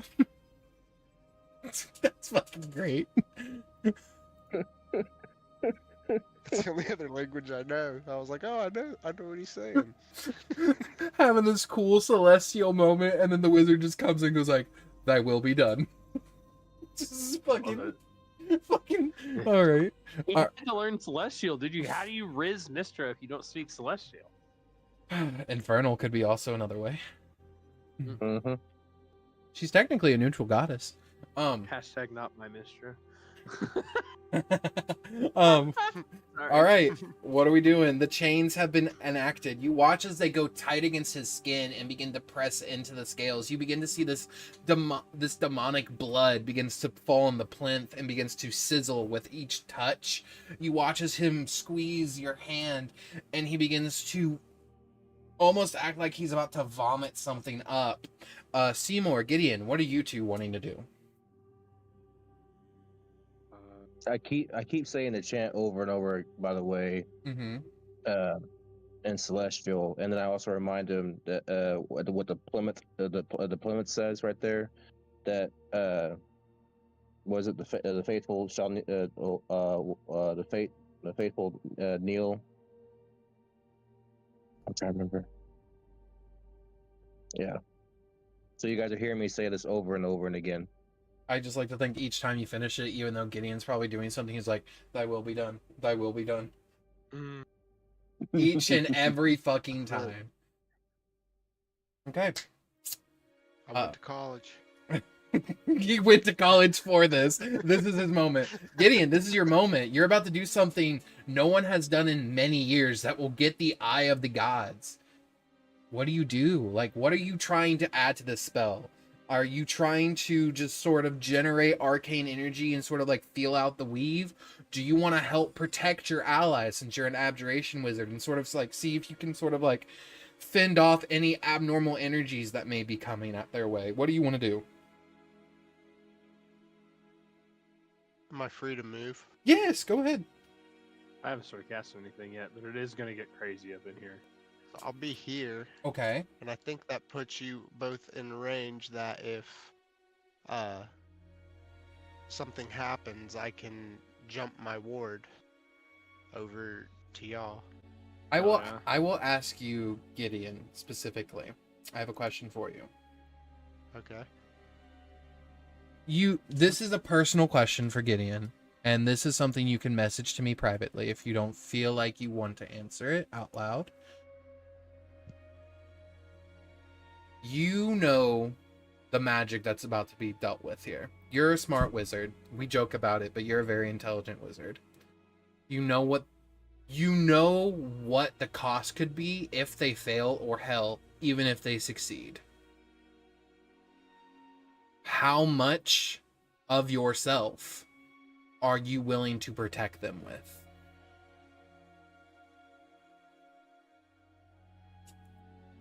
And I will leave that up to you to decide. Simour, what would you like to do?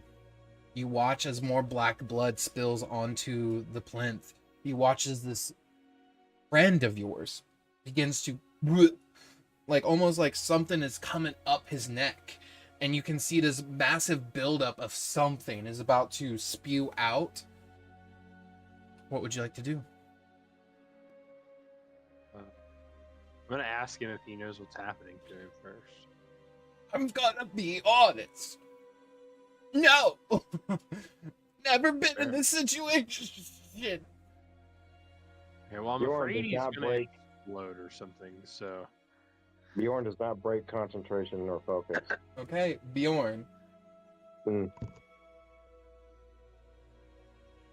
know this is going to hurt. Okay. Bjorn. Since you're keeping concentration, lose a 3rd level spell slot. And lose. So like you use one. Expend one. Okay. And then expand your channel divinity. Magic. Okay. Okay, you're keeping this up. All right. I'm going to...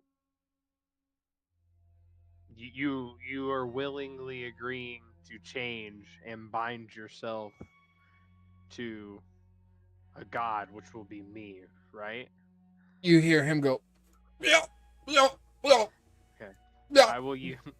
Yeah, I don't want this guy to throw up all the souls or whatever's about to happen to him. I'm going to use 2 sorcery points. Pull up all the souls. I don't know what the fuck's happening to him, dude. I'm going to use 2 sorcery points and a bonus action. Uh-huh. And I'm going to cast Ceremony again. And while I'm casting that, I'm going to plant the staff in the ground in front of me. And with my other action, I'm also going to cast Ceremony. Okay. And I am going to try and bless him. Okay. And dedicate him to me. Ooh. Yeah. Oh. Make me a charisma save. As you cast this spell, you see the chain sort of... Oh my god. Oh my god. That's a 20. That's a 19. That's a natural 19. That's not a nat 20, but that's a natural fucking 19. Don't forget to add your +5 on saving throws because of Bjorn. So it's a 33. So with a 33, you cast these spells. They're generating both your hands. You watch the weave funnel into them, and you feel this potency, this magic coursing through you that you've never felt before. You can do this. You can do this. Why can you do this? But you know you can do this. We're gonna see what happens. Okay. Hey, you touch him. So what's the first spell that you touch him with do exactly? Turns him holy. Okay. It's meant to make holy water. I'm blessing him. Okay. You reach out and you sort of focus in on him, and his black ichor-like blood that's bleeding all over the plinth. You watch as it sort of stops falling, like sort of midair stops falling as you touch him. You watch as his scales alight with like this shimmering sort of blue affect, and you see his blood almost as if like they're separating into two droplets begin to separate out, and you see what is like this sort of like almost like clear golden blood and this black ichor both fall to the ground, and you're watching the blood on the ground begin to split, and you see him begin to pulse, and instead of sweating, the icky black blood is beginning to get pulled from him, almost as if like the chain that's around his neck is pulling the dark out of him. What is the next spell? And then the next one is dedication. Okay. Let me read it because this one is. Okay. You touched someone who wishes to be dedicated to your god's service, and then it has the next 24 hours effect. But I'm trying to, Yeah. We're getting real literal with what the words mean in ceremony tonight. You feel this magic pulse through you. You know that he dedicates himself to you. The spell takes effect. A willingness. He is willing to do this. You hear in your head, I'll do anything for my friends.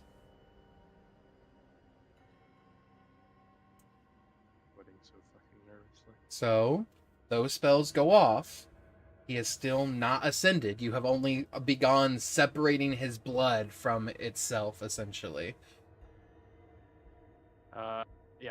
I'm kind of making sure that process resolves and I don't have to deal with the ichor before. Yeah, you see as this happens, you wait like a solid minute, and you see him turn away from you all, and you just see him throw up this like chunky like green black mess of whatever just sprays out of him all over the ground and just sort of sloshes against the ground, and he's like spitting and upchucking more until he gets it all out of him. He says, I think I feel better, as like literal black tears are coming out of his eyes and his scales from the blood that you just separated from itself. And you watch as the black ichor blood begins to move toward the vomit that he just threw up as he is breathing in and out heavily. And you begin to watch this thing sort of like move and contort. What would you like to do? Try and hit it with a very strong dispel magic and hope that works. You cast dispel magic. Nothing happens. As you begin, as you watch as this sort of like chunky mass begins to move around like a gelatinous sort of like ooze.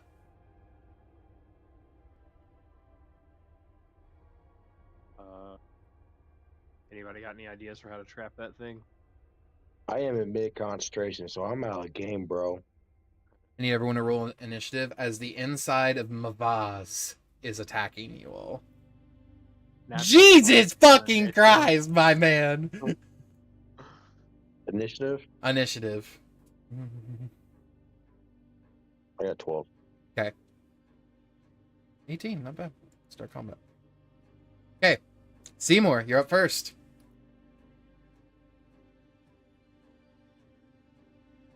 I need a brief bit of clarification on what exactly he expects out of Ascended, because that wasn't part of my thing. That was part of Bjorn's thing.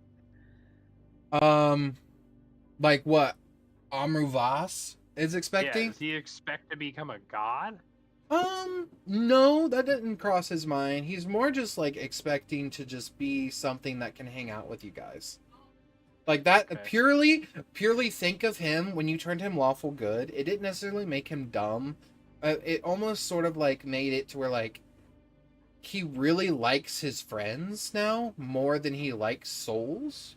So he really just, since you guys talked about you think he'd scare people and stuff like that, he's really just wanting to be something that won't be scary to people and that can hang out with you.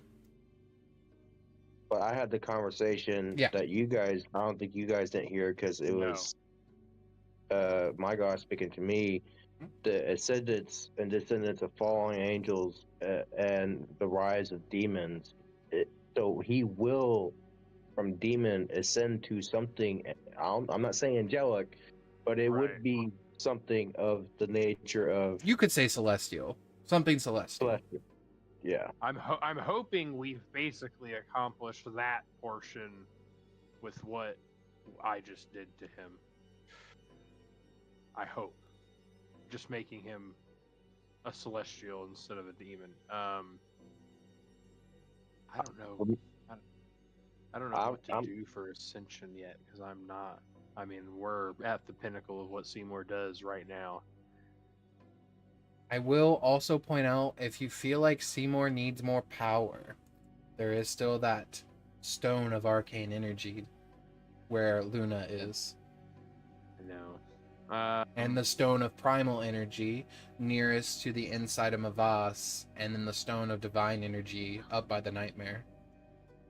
I don't know anything that changes you, because Seymour is proud of himself. He doesn't fuck with anything that. So no, he's not. Gideon, do you know? But are we actually trying to kill him? No. Gideon, you could touch one of those stones and use the energy. I mean, you were a Plancetar at one point. I will say for right now, you see Aru Mavas is very much like doing whatever the ritual's doing to him, and he's very much zoned out of whatever's happening. Yeah. The insides of him seem to be moving, and it's almost like they're forming like this sort of gelatinous version of him that's about to strike you guys. This thing is about to attack you. So the insides is the fiendish side that is being expelled.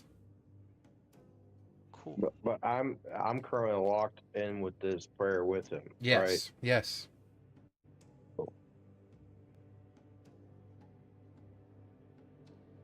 Gideon, do you know Disguise Self or anything of that nature? Oh hey, Rook's back. So Rook, you come back from town. Could you please roll me initiative? As you see, the party has been now trying to turn a demon into a celestial. I have a +5 to nature. Sick. So whenever you want to turn on your camera cue, just go ahead and go for it.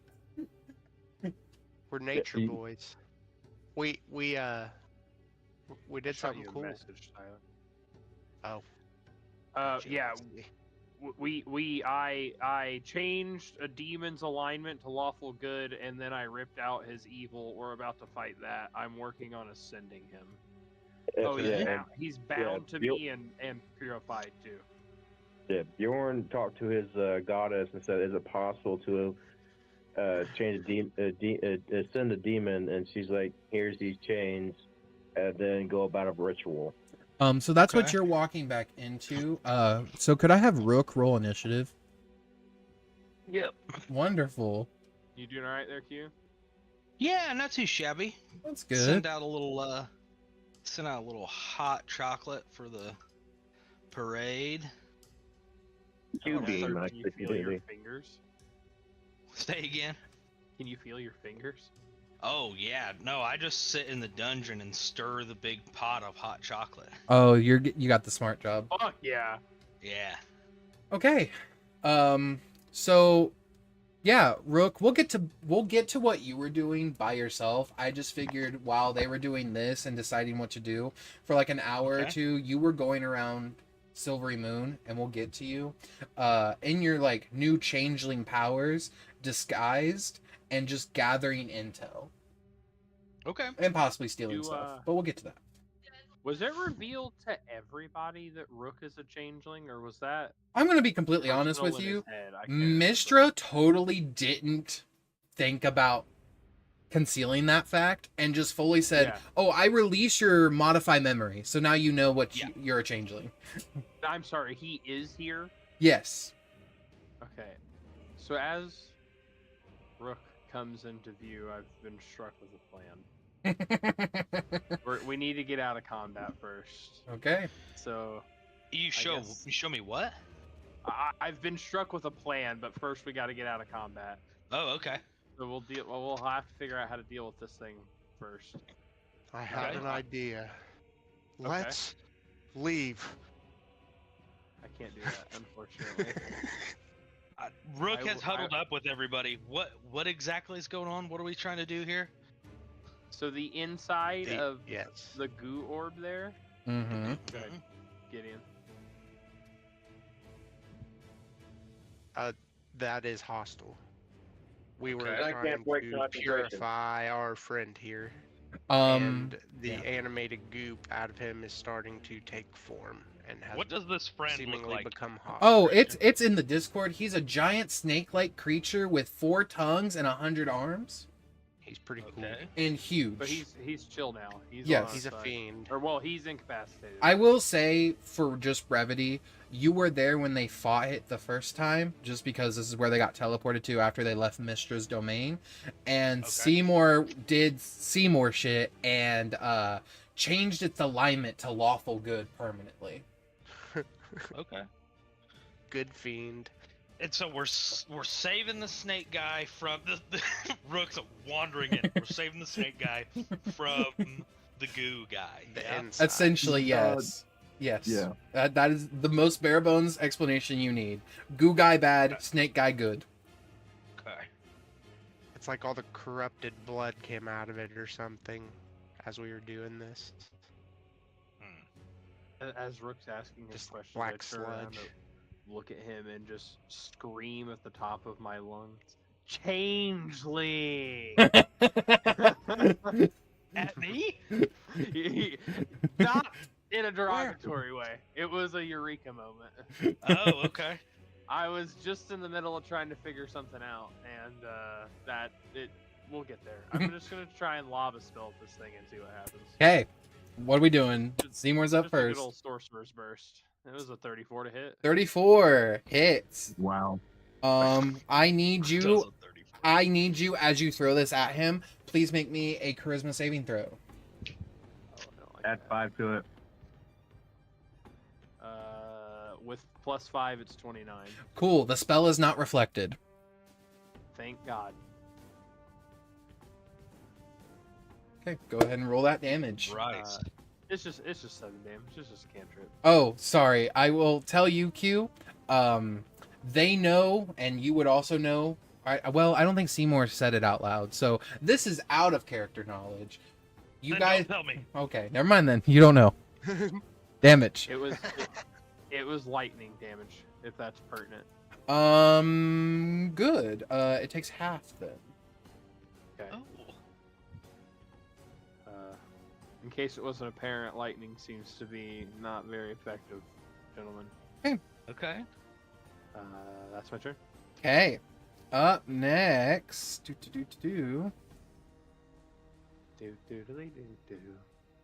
Gideon.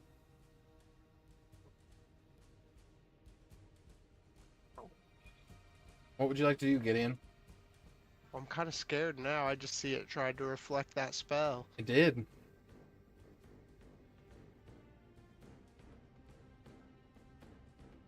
You got +5, man. You hear in the back of your head, Gideon. You can do this, Gideon.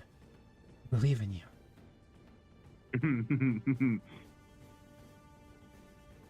Think about who that came from. That is up to you.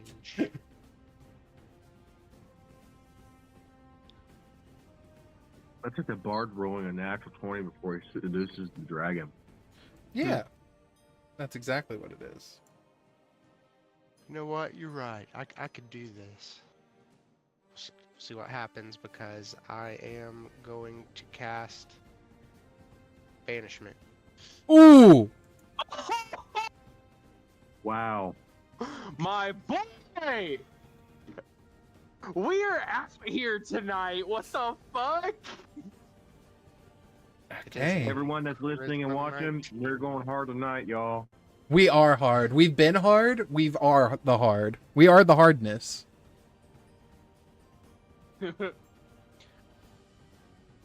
One shot, one opportunity. It's my only 4th level slot. All right, 1 second. We are the hardness. We're a soft porn band. The hardness, dude. It's just a Nickelback cover band, but we all are wearing inside leather of thongs. Mavas. I guess that's how you say it. All right. But my first 2 initials were BJ. All right. So, what is the saving throw on banishment? It's a charisma 19. Hey, Ooh. I do get a chance to reflect this. You do have to roll me an intelligence saving throw. You are beyond, I believe, let me measure it. You are 30 feet, or 25 feet from Bjorn. I believe his aura is only 15? I believe it's only 15 right now, so you do not get the +5 from Bjorn. Okay. So intelligence save. An intelligence save.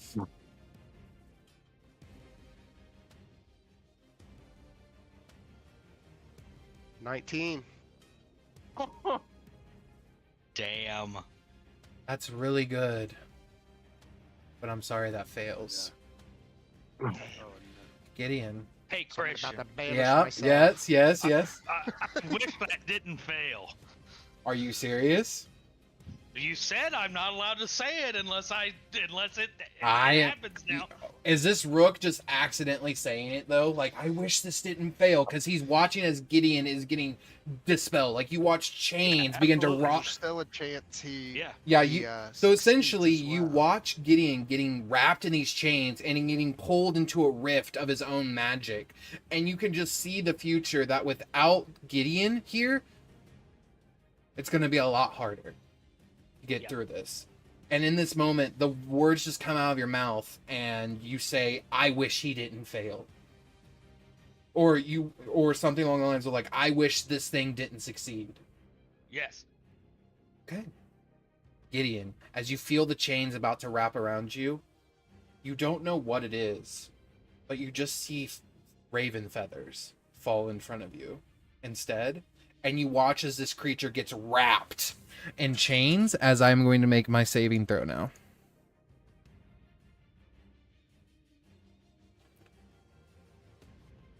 One second.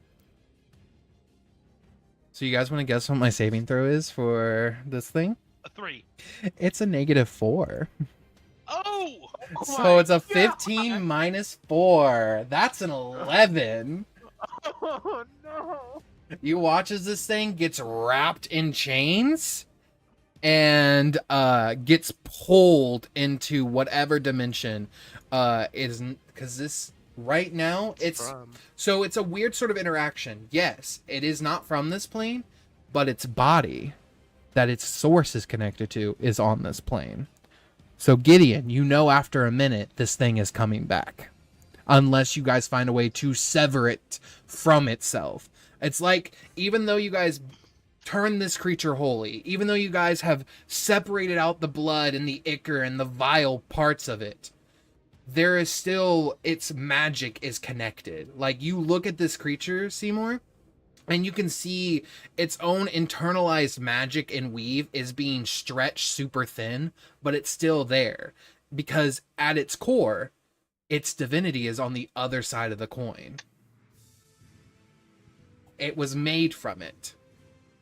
Got to change that divinity. Yes. Quote unquote out of combat. You are out of combat for the next minute. Gideon is holding this back. Okay. I'm gonna Prepare. turn on my true seeing.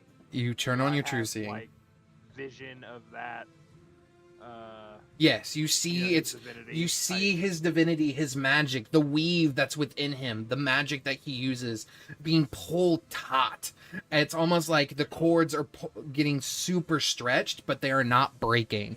As strings of the weave don't normally break, they stretch and stretch and stretch forever as they go through all planes. Okay. Can I see... Do I have, similar to like a Kalos situation, can I see strings of the weave when I have true seeing on at this So point? it's, you can see the strings. Yes, I will give you that you can see the strings of the weave. The difference being is that it's less that you can physically touch them and more that you can sort of just like beckon them, sort of like magically. But yeah, you can see them while you have this true sight active. And you can keep hearing Bjorn, and you know the only reason why the body wasn't taken. You look and you see wrapped in like this golden aura coming from Bjorn is like holding his body here, bashing away the arcane energy that's trying to banish his body as well. Okay. So I could be ripped apart in this. Oh, great. Yes. This was a very dangerous thing to do. All right. So I can tell that his magic is kind of tied to the other side of the coin, right? Yes. And I am familiar with the good side of the coin. Yeah. So I'm trying to think of how to word this so I don't monkey paw myself unintentionally. Sorry.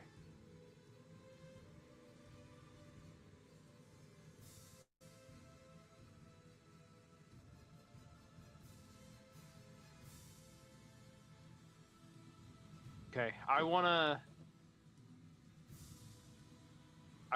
try and kind of beckon his strings back up towards him. Okay.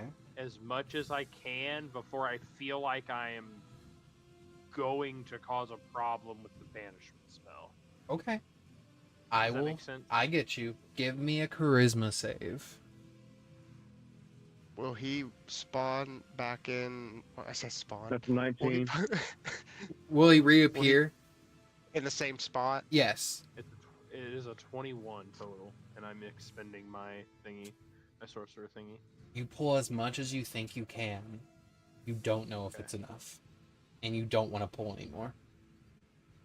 We should make a really big fire right where he's gonna be. I'm on it. Rook begins to gather firewood immediately.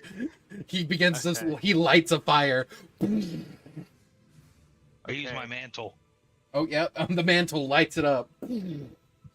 I'll tell you my plan, boys, but we might have to let the bad guy come back, and I might need you to protect me for a minute. Seymour, as you're thinking about this, you know that his core is being stretched. You can grab the one here. You feel it. You're afraid you're going to tear it. But then, similar to how you let out Changeling, there's someone here that can take things that don't belong to them. That's true.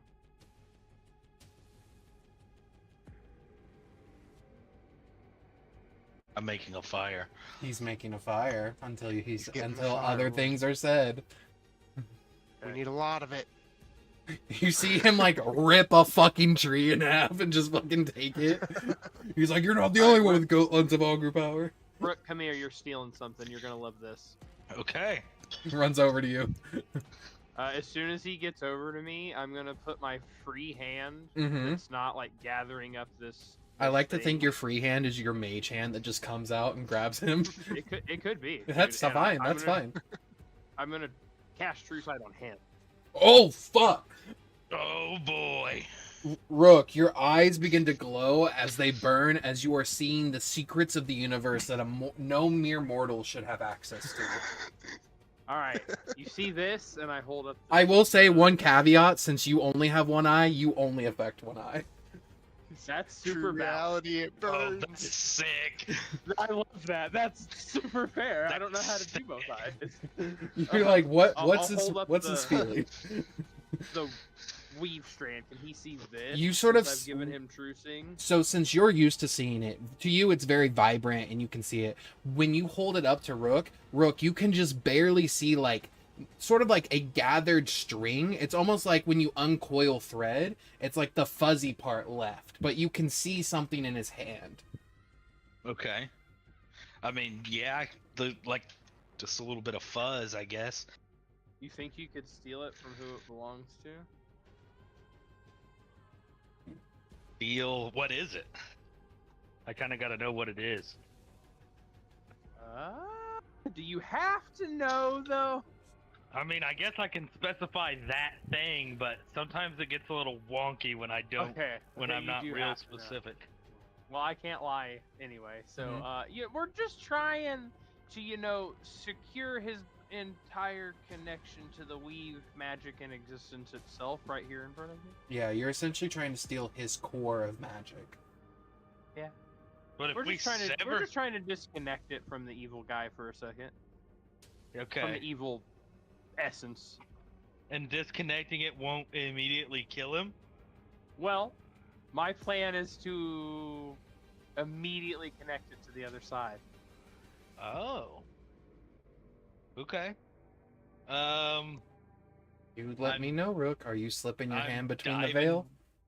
Diving deep, slipping my hand in. I'm gonna Now, ask you, Rook. Since Yes. I have true sight, Mm-hmm. when this happens, do I actually get to see my hand go into the multiverse now? So what you see, and since your changeling memories have been returned as well, Yeah. you sort of like sleep your hand in, and you watch as your hand changes into like 5 different types of hands as you sort of slowly wield it in. And what you see that comes over here is like you can still see your hand. Normally your hand goes completely invisible and you can't see it anymore. You can still see your hand reaching out, and it's almost like you can see sort of like an overlay over where it's reaching to. And you're reaching past other curtains, other jewels, gold, items that are just going past your hand. You don't have to roll because you can wait for it. Oh. As the you, hack is being able to see. I mean, is that not the greatest disadvantage to a thief if they can't see what they're stealing? That's very true, dude. That's so sick. As you sort of delve deeper and deeper, you're following this cord that you're holding. It's pulling you deeper, your hand pulling you, and you're pulling it up toward you. And you see this like monster bound in chain, wrapping around this arcane power that has been thrusted upon him by none other than Gideon. And you can see Gideon's magic is beginning to break as the time limit's about to come down. You can see its core right there, beating next to his heart. Do you dive in and grab it? Or snatch. Okay, you reach in. You reach into its body and pull it. I need you to make a sleight of hand check. Okay. The memento. You're fine. Oh.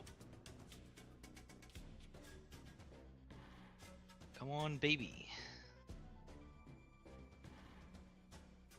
Oh My, that's a God. natural 1. No, I rolled a 2. You That was bullshit. It said I rolled a 2 and a 1 on my screen. But 2 natural 1s, I guess, is what it's taken me for. So I will be re-rolling. Or, I mean, you can use the luck blade. It does have lucky on it.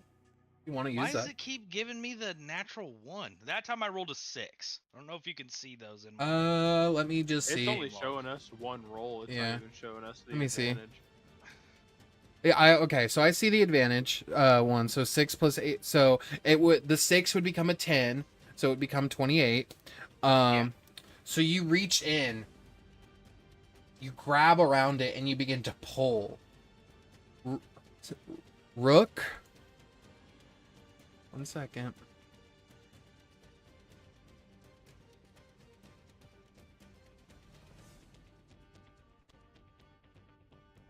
A 2, a 1, and a 6 is fucking crazy for my first. It's my rolls fault, back. dude. I've thrown I don't think I've thrown anything lower than a 15 tonight. It's my fault. 100%. Rook. Jesus Christ. You got such a So low his roll.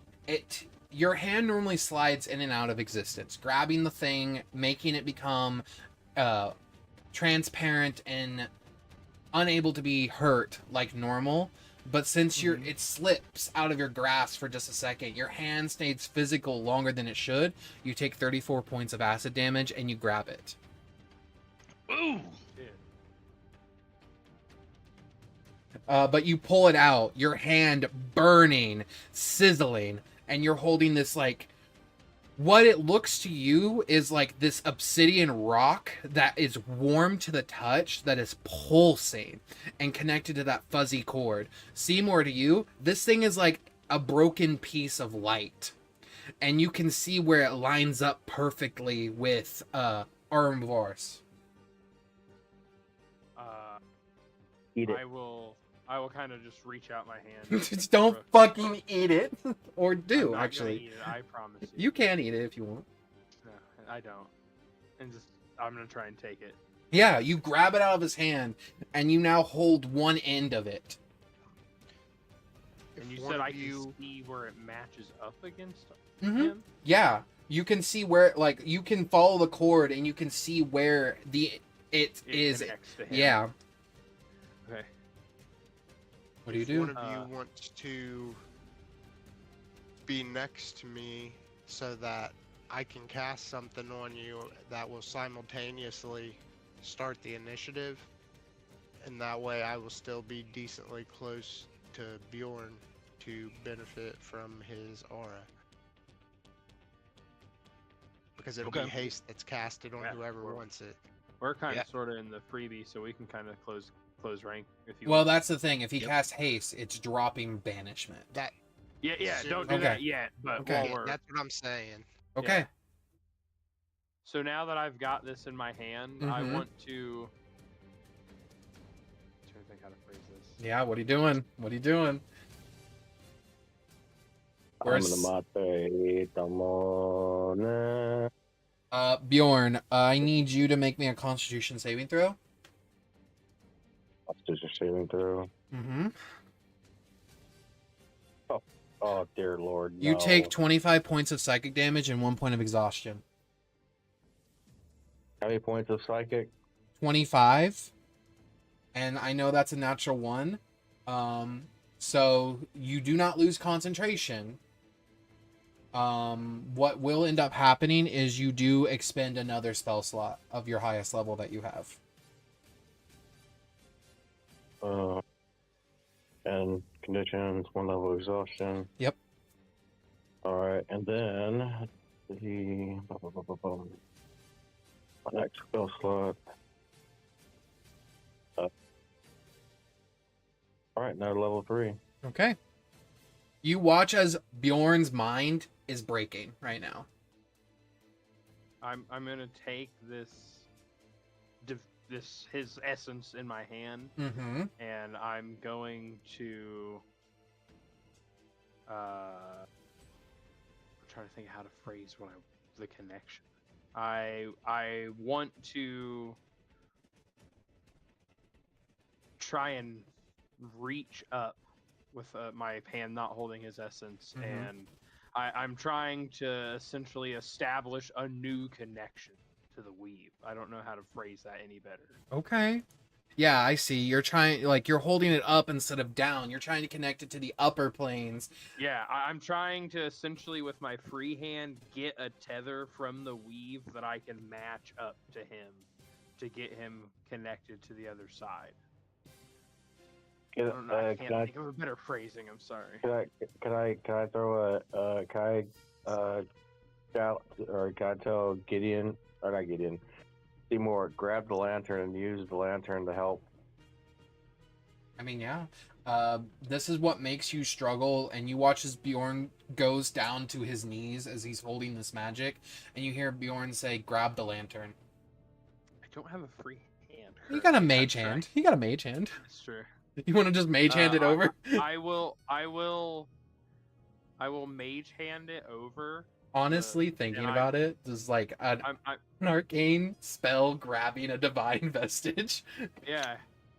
And if it works, I'm gonna bring it over to my staff where I got it planted in front of me, and I'm gonna plant it like sideways and cock my staff so they're like crossed, making an X.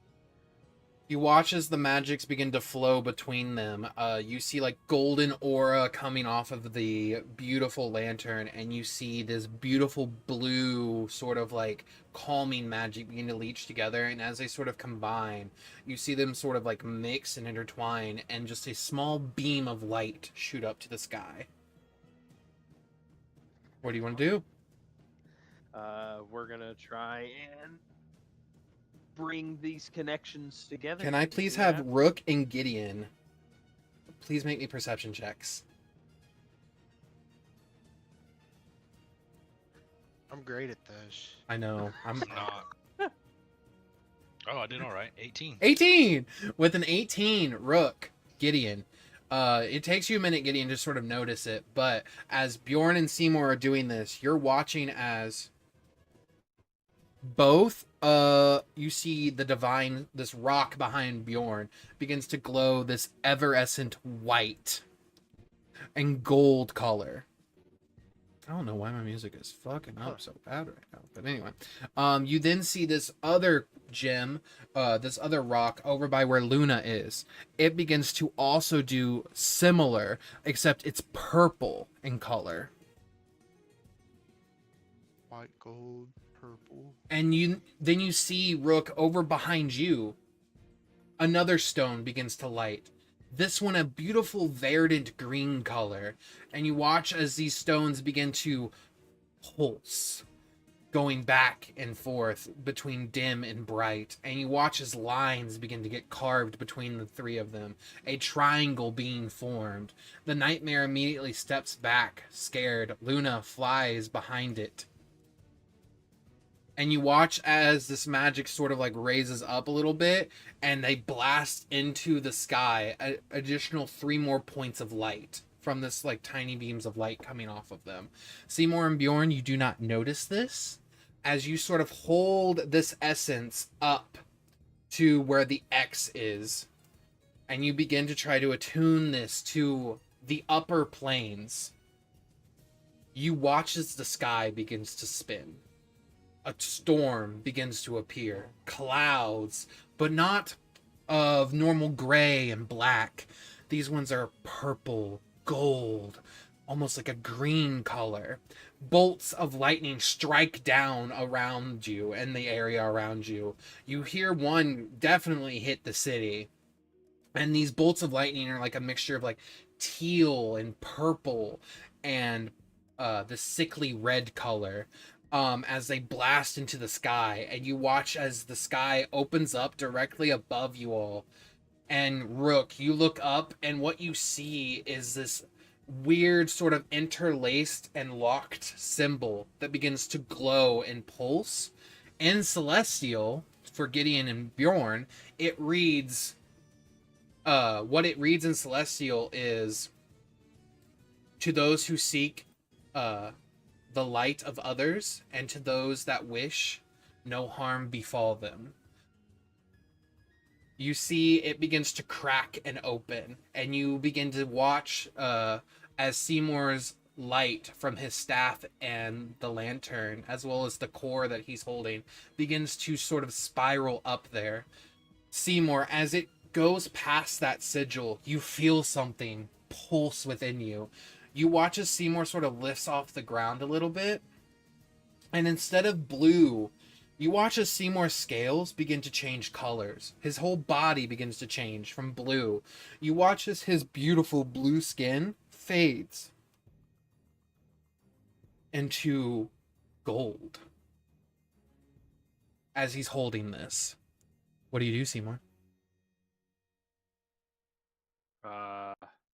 We try and bring them together, complete the connection. As you attempt to bring them together, complete the connection, you hold them out, and then you hear something. A woman's voice.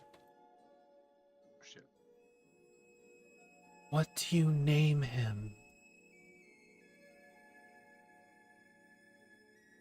That's a great question. You can't ask Seymour to name something, man. I did. Come on. I did. Come on. He's gonna be yours, Seymour. You gotta name him. Arceus. Arceus. I like it. And let it be known. Thick. And let it be known, and let it be forever happen, that Arceus, first of his kind, the first hand of the new upcoming god of magic, your Quetzalcoatl has been born. A blast of light shoots down. I need everybody to make me a dexterity saving throw. No. I'm not very good at these. 16 still. I got 13. Okay, fail. It's a 12. Fail. Yeah, fair. Super fair. 21. Succeeds, and you also get evasion and take no fucking damage. Yeah, baby. You watch as everyone gets blasted around. Rook, you just duck down a little bit, and it just goes straight over you. No, I cut that shit with greed, dude. Got those quick reflexes.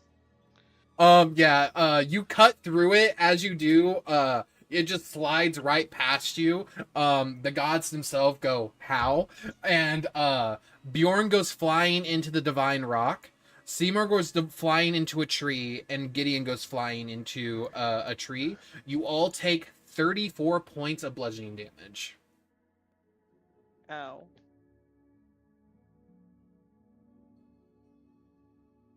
That hurt.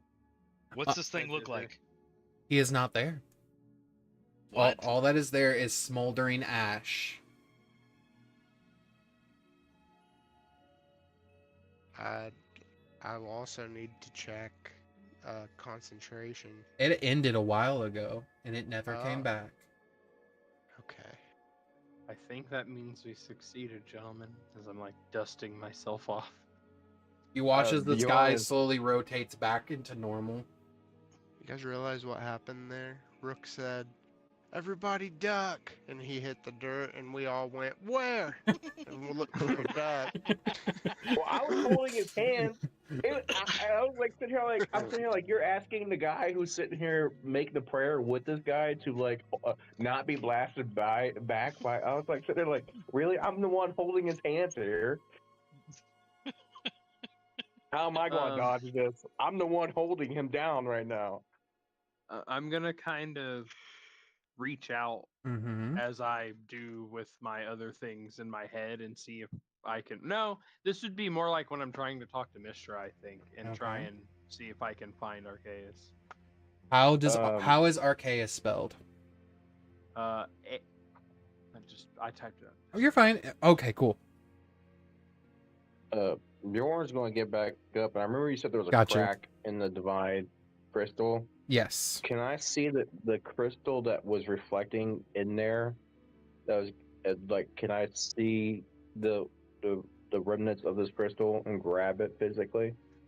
Well, the entire stone is the crystal. It's like basically the outside of the stone is stone, and the interior is completely crystal. If you want to grab a piece and pull it out, you could attempt to. Oh, I'm already hurting. You are. And do you really want to grab something from a divine stone? Well, I'm kind of using my hand to brace myself up from it. Yeah, make me a strength save. Let's see what happens. Let's see if you just accidentally break through a broken gym Oh, chart. wait. Yeah? I can't be forced to move because of my belt. I'm getting none but low rolls tonight, guys. So, even funnier, Rook, you see everyone else get blasted, and you watch Gideon go, fully horizontal. Take it. Fully God, horizontal. broken at the back. Fully horizontal. His ankles breaking, and then he snaps back up. Yuck! What the fuck was that? Gideon, you still take that damage because your ankles have shattered. Okay. Your strength save was a 14. You don't realize Thanks, it, but when Warlocks. you press down on one of the gem shards, you feel one break off into your hand, and you sort of pull it out. It's covered in a little bit of your blood, but you have like a very small shard of the crystal. Okay. As for you, Simour, you sort of reach out to Arceus. What do you want to try to do? I'm just gonna ask him if he's okay. If I can form a connection. It's so interesting up here. I feel light.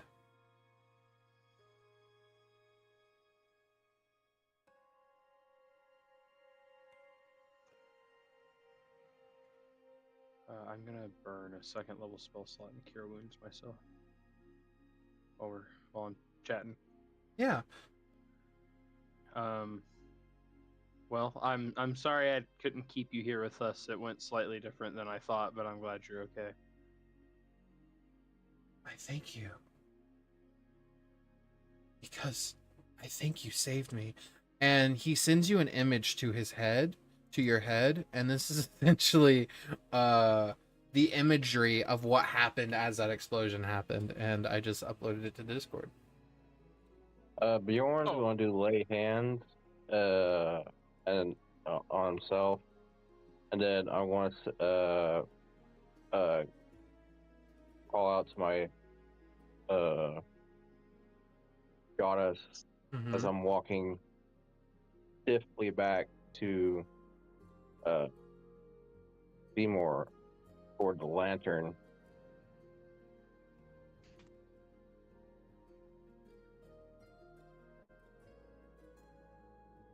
I hope that worked. Is there? Hope. We're good. I like pull the staff out of the ground and shake the dirt off. He says he's good. Who's that little feller in that picture? He's not here That's anymore. a hangover from the original art. It is. It is.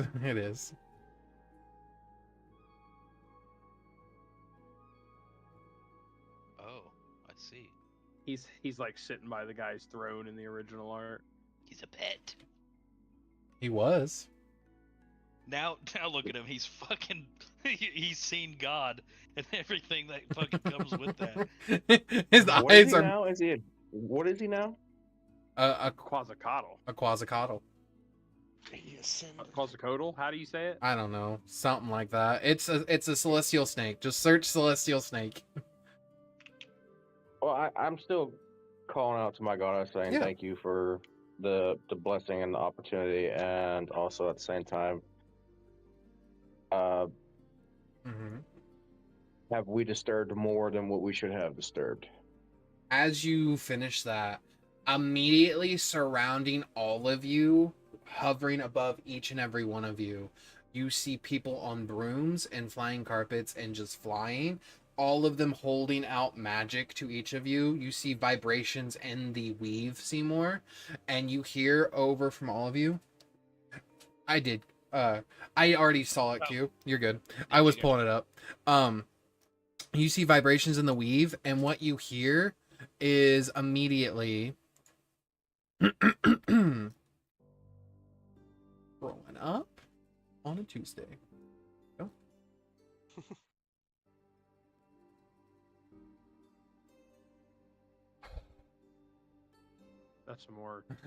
That's like a traditional.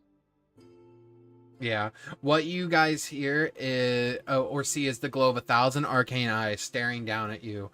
As they all materialize around you, you then hear them say, "By the order of the Silver Conclave, you are surrender immediately. Unlicensed divine manifestation was projected over our city. The weave registers a catastrophic disturbance linked to you. Do not resist.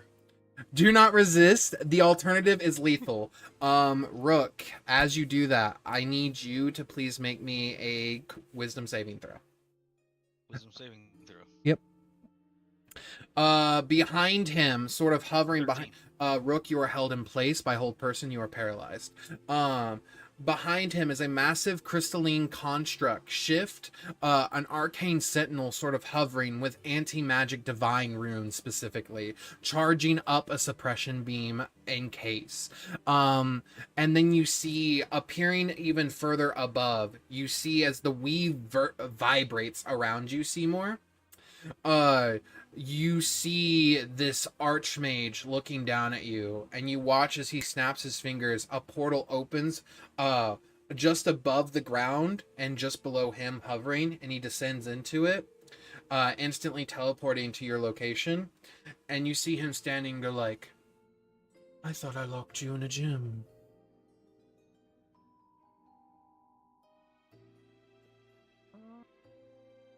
Yeah, that was light work. Whenever he gets down there, I'm gonna take the staff. Second, there we go.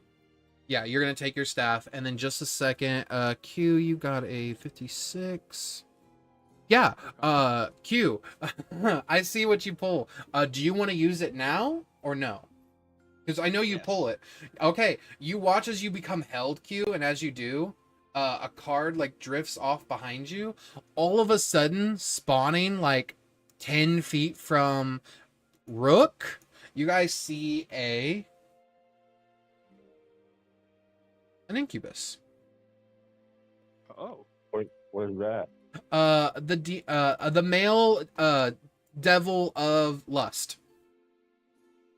It's a succubus, but with a dick. Yes, it's a male succubus. You see it appear, and it begins to look around, and you see this wizard look over in your direction, Rook, and just say, are we playing with summoning magic now? You watch as he hold up his hands, and you watch as the image of the incubus, he shoots something at it, and it goes through it, and he smiles and says, how quaint. He turns back to you, Seymour, as you're pulling your staff out.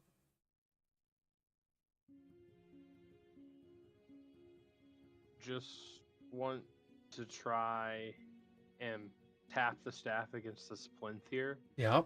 And cast a big ol' dispel magic and see how many of these eyes I can get rid of.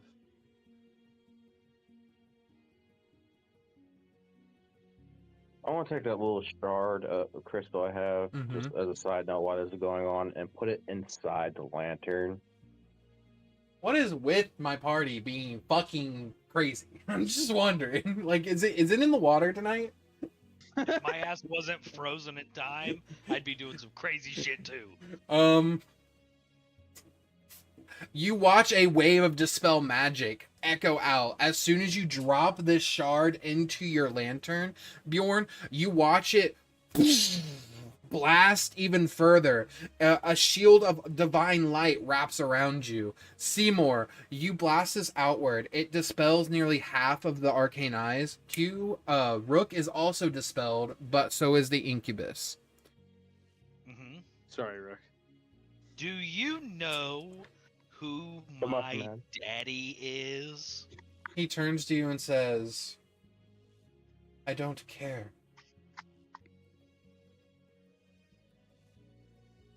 Okay. You have one more shot, homie. Rook, in the background, in your head, you hear, I got the shot. Do I need to take it? It's from Giggle. It's Giggle.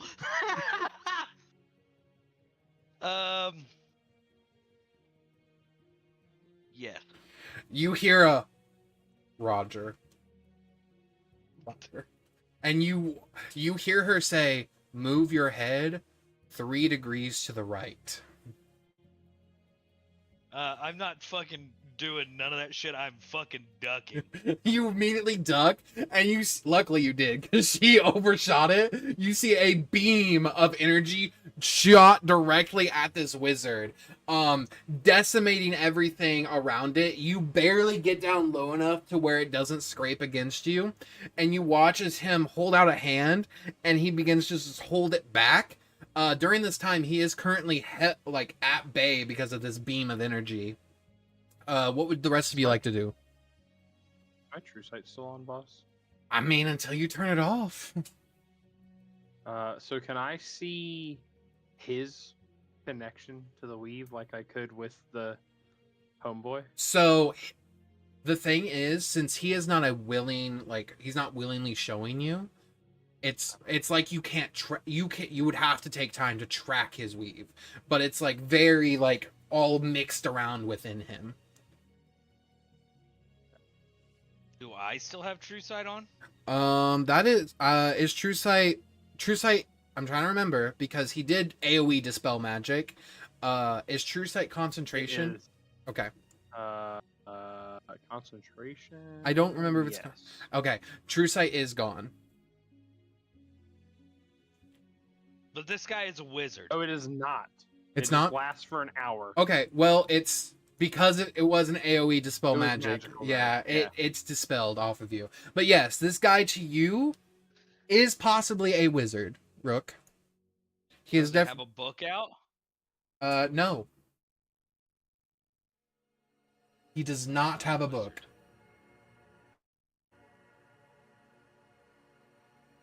Does he have anything written on his hand? Like, is he doing something crazy? There's not a book floating around him or anything, is there? There's no book floating around him. He's just holding his hand out and just blocking this energy.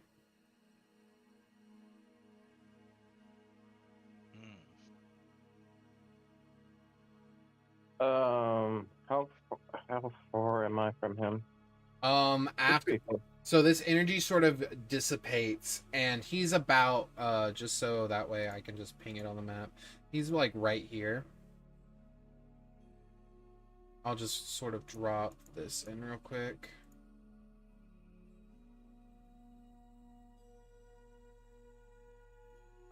Seymour, I know this sounds crazy. What level above board? What level is True Sight spell wise? I think it's sixth. Yeah. Okay, I need to hit you with this dagger. Wait, I don't think it'll work.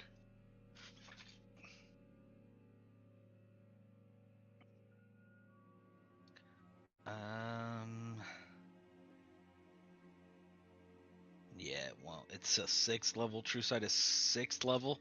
Yes. Yep. Hey. Okay. I'm still gonna try this. Can you take any damage at all? Yes, I'm very healthy right now. Okay, I'm going to hit him with greed and spell snatch. What are you trying to spell snatch? Hold on. Does an 18 hit you? Yep. What are your 4th level spells? Arcane Eye, Divination, Greater Invisibility, Storm Sphere, and Wall of Fire. What does the Arcane Eye do? It creates an invisible, invulnerable eye within range that you mentally see through without losing your own vision.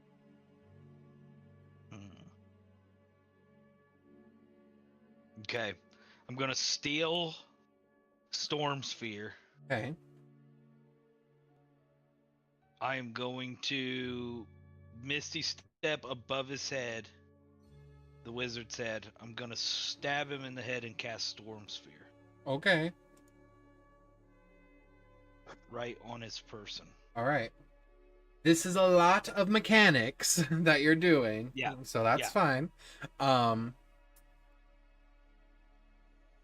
gonna Misty Step. So you attack Seymour. I attack Seymour. Steal a spell. Bonus action, Misty Step. Okay. So here's what's gonna happen. Are we in combat? You're technically no, you're not in combat. Okay. I didn't roll initiative. It's just because you're doing so much, there's chances for him to use reactions. So you do that. You attempt to Misty Step toward him. He's going to counterspell you on Misty Stepping. I'll Shadow Step. You're going to Shadow Step? You Shadow Step. And you teleport above him? Yep. Does Shadow Step let you teleport in midair, or does it have to be in shadow? I might have to be in shadow. If it's in shadow, you need to way to put him in shadow, because he is currently not in any sort of shadow. This is like an open area. Does the storm sphere, does it make like a big cloud maybe? So what it does, it makes a ball of lightning that would like appear in a space. Now call lightning would make a storm cloud. Okay. Which I also know, but it's 3rd level. I could steal that too. Do you want call lightning instead of storm sphere? No. Oh no. Okay. Do you want me to send you Simour's character page? Do you want to see all 75 spells? That's a lot. Dylan's over there. Dylan's over there That I crying. can see within dim light or darkness. Does this guy have a cloak on? I see where you're going. I see where you're going with this. He does have a cloak on. He does have Going a... in between his cloak and his back. Okay. You do that. You do that. Stabity. Make me an attack roll. Storm Sphere. Stabity then Storm Sphere. Does a 16 hit? 16 misses him.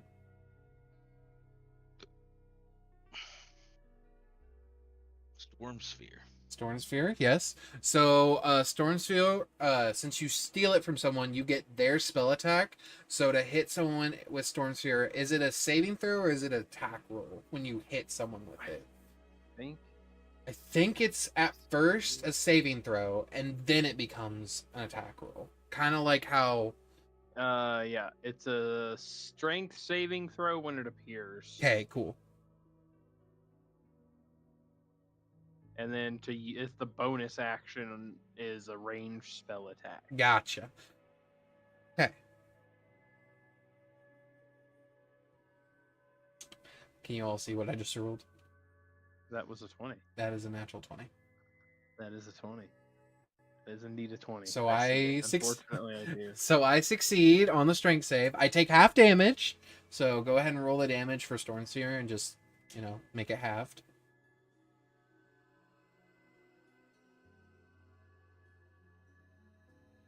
It's 2d6. Okay. 2d6. It's rolling you. Go ahead and roll me. 6 plus what? Anything? Nope. Don't think it gets anything. Yeah. Foe. So 2 damage of thunder, I think, at first.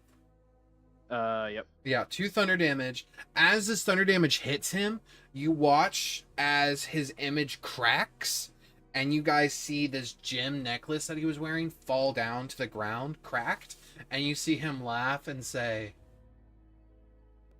"I'll be seeing you." As his visage dissipates and the gem goes inert as it's cracked.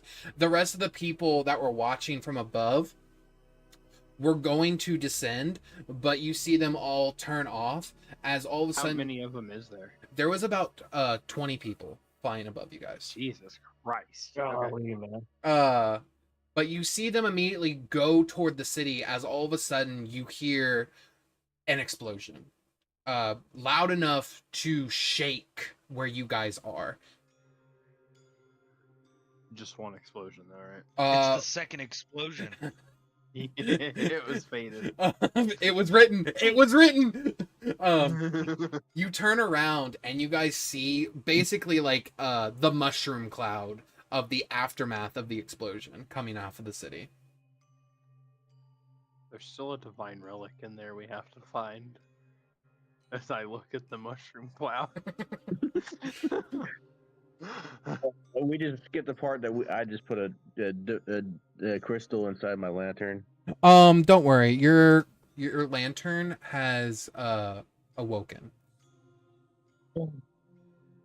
So don't you worry. I'm getting it. Oh dear lord. Did the guy make my staff for my dagger yet? Staff for your Oh, wasn't dagger. in I'm that sorry. city. You had a. I'm so sorry. Did you had a staff for your dagger? I apologize. I thought we did that last time. I'm trying to remember everything that you did. I'm so sorry. Let me see. You tell me if you were supposed to get a staff. Let me know. I don't remember, so I apologize. That's all right. A staff of dick kick. But in this moment, you guys are sort of just left here, and yeah, that's about it. I feel like What it do you would guys maybe think be happened to offered that town? to go to the other city where we know there's an artifact to deal with and not fuck with this. This might be above our pay grade still. He's quite angry and quite strong. Who is it? Just the sorcerer that's pretending to be an arc wizard of that town. I love how Seymour just says pretending to be a wizard. Like, It's such a weird thing to me. Why would you pretend to be a punk ass wizard, bro? If you can just do magic, that's way cooler than having to read for it. I'm just saying. the funny thing is, he's never introduced himself as a wizard. He's just said, "I'm the archmages of the Conjuration Tower." Doesn't matter. All the rest of them are wizards. He's a weirdo. Fuck that guy, dude. Fair enough. Fair enough. You got me there. He wants to kill us all. It's not. I mean, I only stole 192 of his victims. It's not that big a deal. Calm down. But how many more were there? A lot. I think I got. I think Christian decided I got like 65%. Yep. So there's still a lot. Jeez. Oh my goodness. I And guess they I'd be looking all at appeared to just be imprisoned for like. I mean, I don't like your shoes, basically. I don't like your shoes. I didn't like your apple tart. Yeah, dude. And your pie was dry. Fuck you. Like, I guess we're all rhyming over here. The haikus and stuff. I guess Bjorn will look at the mushroom cloud and be like,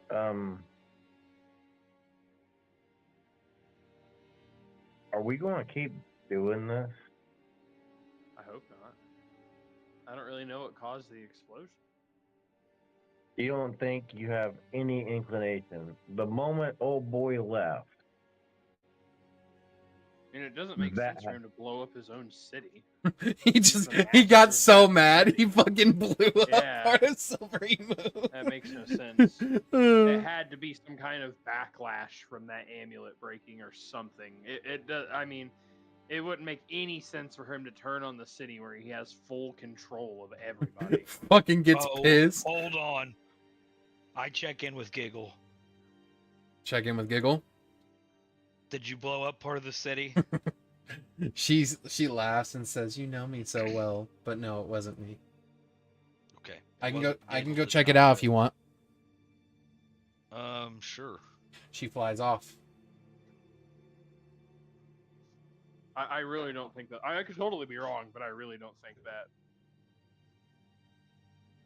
do you think we should provide aid for that city, boys? Or should we completely walk away? I'm kind of in charge of like a continent. I don't really care about that city. Okay, if you're in charge of a continent, I hear you out. But all these people just, depending on how bad that explosion was, they lost everything. Yeah. You could add more people to that. Give them a better life. Yeah. Yeah. I guess.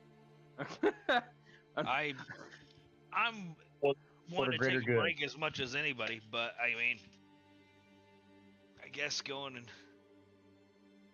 helping people isn't the worst thing we could do. We could see see what's left over in all the rubble. There's probably going to be like gold and stuff.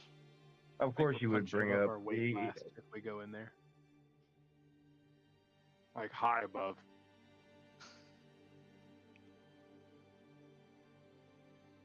Should we wait for Giggle to give us a report? Yeah, we can meet her halfway.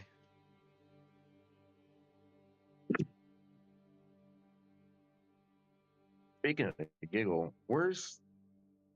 I would like people to take into consideration the vast number of spells you have watched Simour cast tonight. Just while we're thinking about walking into a extremely dangerous situation. Oh, no, we need to rest. We need to rest. Where's our monkey friend? He died a while ago, by the way, guys. And hasn't been able to... The Conrad, the monkey, he died a while ago. Yeah. What do you mean he died? He just went to the other realm. No, he died. Oh. Remember that at all? The realm of being dead. Yeah, he's in the realm of being dead. If you guys want to go help him, he is Prince Wukong. He did ask for your guys' help. This is true. By the way, Seymour, you will notice also sort of like attached to your either bag or in your bag, you sort of feel like this warmth emanating from it as you pull out the chalice. Oh boy. Is it a good-looking chalice? It's immaculate. It's my gluttony chalice.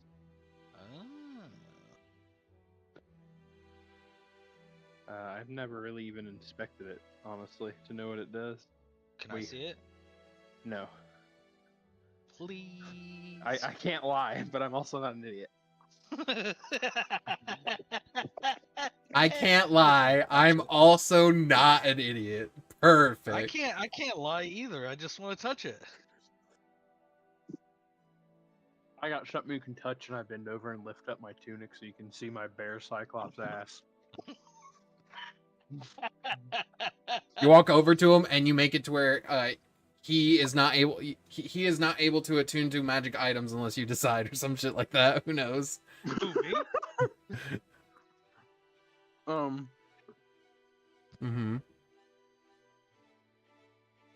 Yeah, I'll take a moment while we're kind of walking to inspect the chalice and right. see what I can learn about it. Okay. Let these guys bicker over what we're gonna do when we get there.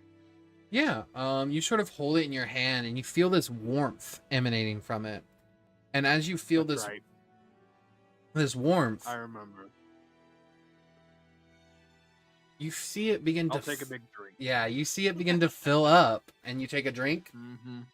As you begin to drink, what do you want, Seymour? Right now? Yes.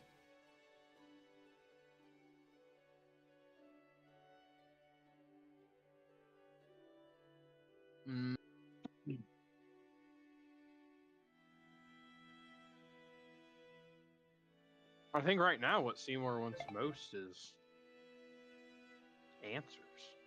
Okay. On how to deal with old Dickface that was so powerful via some sort of teleportation or illusion magic that he was holding back. Would I wager to be a disintegrate or something of that nature? Okay.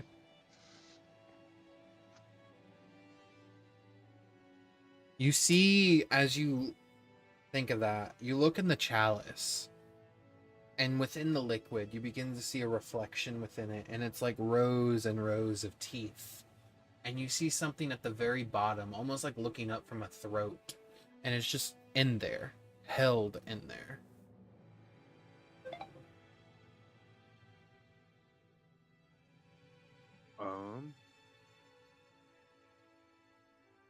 I guess I'll reach in and see if I lose a hand. You sort of reach in, and your hand begins to delve deep, past rows of teeth. Almost you feel the heat and humidity as if you're reaching inside of a creature's mouth. Jesus Christ. And as you wrap your hand around this smooth, flat surface, you begin to pull it up.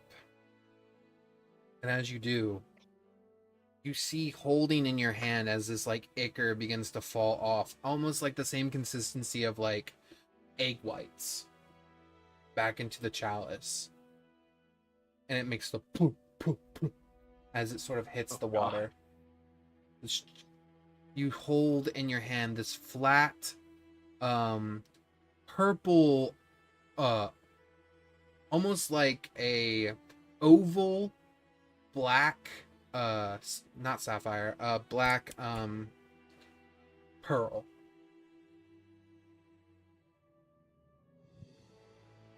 Okay. And you sort of hold it and you look at it. And you hear a voice. You hear power. And you watch as, like, almost like within the pearl itself, along the skin of it, you see cracks of lightning shooting around, spasming across this thing. And as you hold it, feel strong. Probably more powerful than you felt eating a 9th level spell. Jesus. And it looks tasty. Eat it. Eat it. Nom. Eat it. You down it? Nom. Yep. Okay.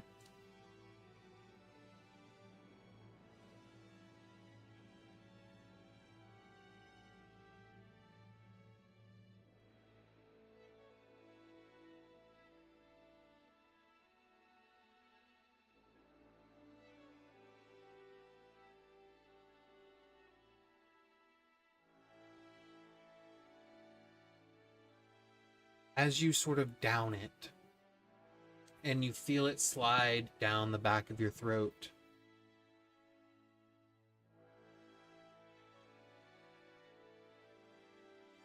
your eyes flash with color. Your hands spasm with energy. You don't know where this is coming from, but you feel the weave leaking out of you in droves. You feel so strong. Now you hear it again. What do you want, Simour?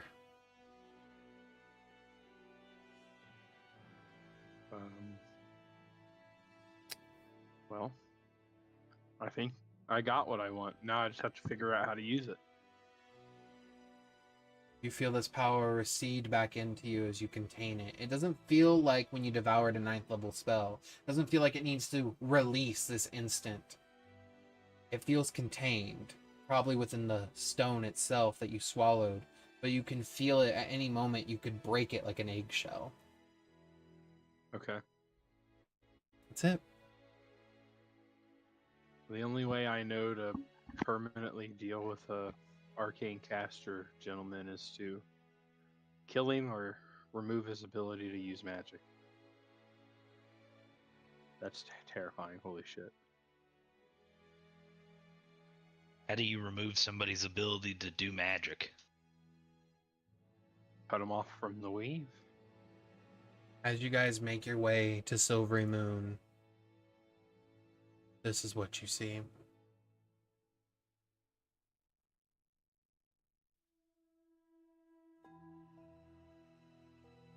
Give me just a second.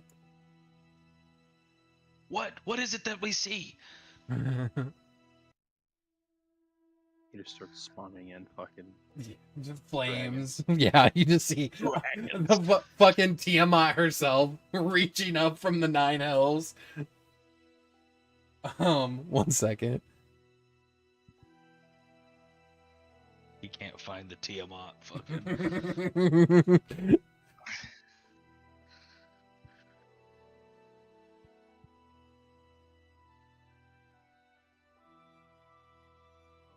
There we go. No, I was getting this image prepared. There we go. This is what you guys walk into. Silvery Moon. Oh, no. You see the air hums with residue of faint static that crawls across the skin. Whispers like distant chanting. This was once the city of 1,000 towers. It is now a graveyard of broken spires, leaning at impossible angles, where time for some of those towers stopped them from falling, and the people inside, locked in that bubble. You see stones glow faintly with after images of spells that were never completed, possibly completed, shattered in an instant. The streets once paved in enchanted, beautiful stone and marble flicker between moments. You see after images of people that once lived, now tossed to the ground like arcane shadows. You see the hall of silver mirrors lies shattered, countless panes of melted into a single warped reflection of the sky.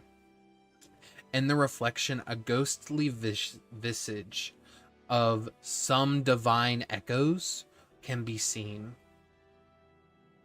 The 8 towers of magic, all of them suffered differently. The Tower of Evocation burns and keeps burning. The flames give off no heat. The fire is silent, but it will not be put out no matter what magic seems to be used or water. The Tower of Illusion flickers in and out of existence, as if it's trying to remember if it was really here. Delete this guy. As if it's trying to remember if it was really here. The Tower of Necromancy hums like a heartbeat, its walls bleeding faint blue light as you watch as almost the tower sort of like beats like a heart. You see pieces of the tower begin to buff out and then pull back in as if it's breathing. Cracked and held together by vines of death. The Tower of Conjuration was torn open entirely. Jagged wound leading nowhere. A permanent fixture, an arcane gate connected to nothing. Pierced through the veil, this arcane gate seemingly won't get any bigger, but it's almost as if like the tower broke in half at an uneven point, and half of it is floating above the rift and the other half is beneath it, and it's like the rift is just keeping those tower pieces right there, permanently locked in stasis around it, to this sort of like almost like blackened gate that has like what looks like storm clouds, lightning bolts, and you can't tell where it would take you. The Tower of Divination, the glass eye has fallen, cracked upon the ground, still turning as if it's trying to see what cannot be seen. You see mages frozen mid-cast, turn to crystal or shadow, litter the streets. Their familiars wander aimlessly. You swear you see some familiars weeping. Still, some carry out forgotten commands. The river that once glowed azure now runs a sickly black ink residue, and now hums with a dark energy. You see bubbling where fragments of the weave seem to have actually collapsed into the water. Above all, the auras no longer dance. Instead, they hang motionless in a sky frozen. All faint silhouette of a long dead archmages drift among them, repeating their words in unending loops. And yet, amid the desolation of the city, is not silent. Every few hours, a pulse of magic rips through the ruins like a dying heartbeat of the weave. Buildings shudder, whispers echo, and for a brief instant, Silvery Moon remembers what it was. And then it vanishes again. You guys are standing in a graveyard that used to be a city. Am I drawing the conclusion that this is our fault or because of something he did? You said no way to tell. There's no way to tell right now. Like, you would have to seek divine intervention or divination to see what caused this. I mean, you guys weren't here. I mean, who knows? It Right. happened. I know Mr.'s busy /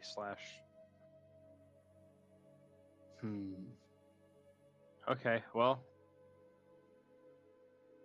I might Get my need to fix message. it. For all intents and purposes, though, you're no longer sensing the divine artifact here.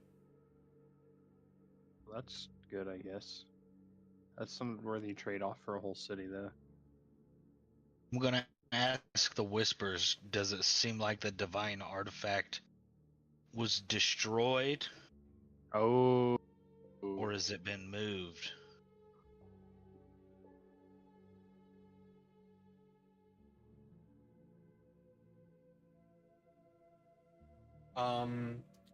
As you ask the Whispers, go ahead and you sort of like take a moment and let them come to you. Bjorn, you sort of walk around the city, specifically the areas where your goddess had touched, and you're sort of holding out the lantern, trying to lead the dead, if there's any left, to your location.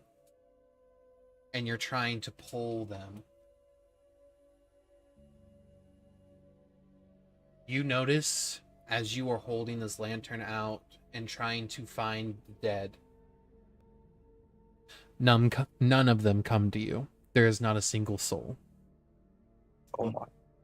And you go to where your goddess's hands were, and you can see where that ground is now permanently decayed and ripped from the soil.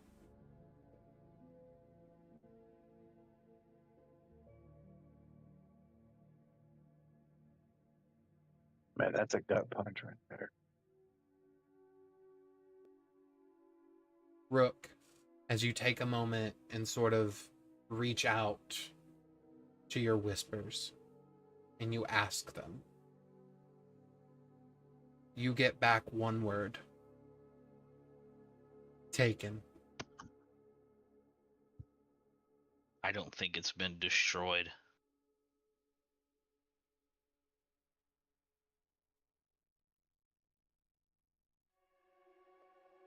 Alright.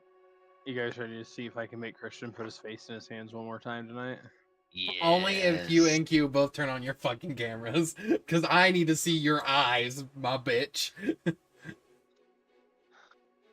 I am not at the That's fine, computer, that's or I fine, would. that's fine. So, I'm going to open my bag, Yep. and I'm going to pull out this here fancy looking hourglass I've been holding on to. Uh-huh. I'm going to eat it. You're gonna eat the hourglass? We're going to eat the hourglass. You kept that fucking hourglass? I sure did. You know what that hourglass does? Yeah, it tells me right here. Mm-hmm. Why don't you tell the class? It rewinds time a little bit. It's no biggie. No big deal. Okay. Just a little time Where am rewinding. I at this point? Because I am walking around town trying to find. I'm trying. Boy said you kept the hourglass? Kept the fucking hourglass? Okay.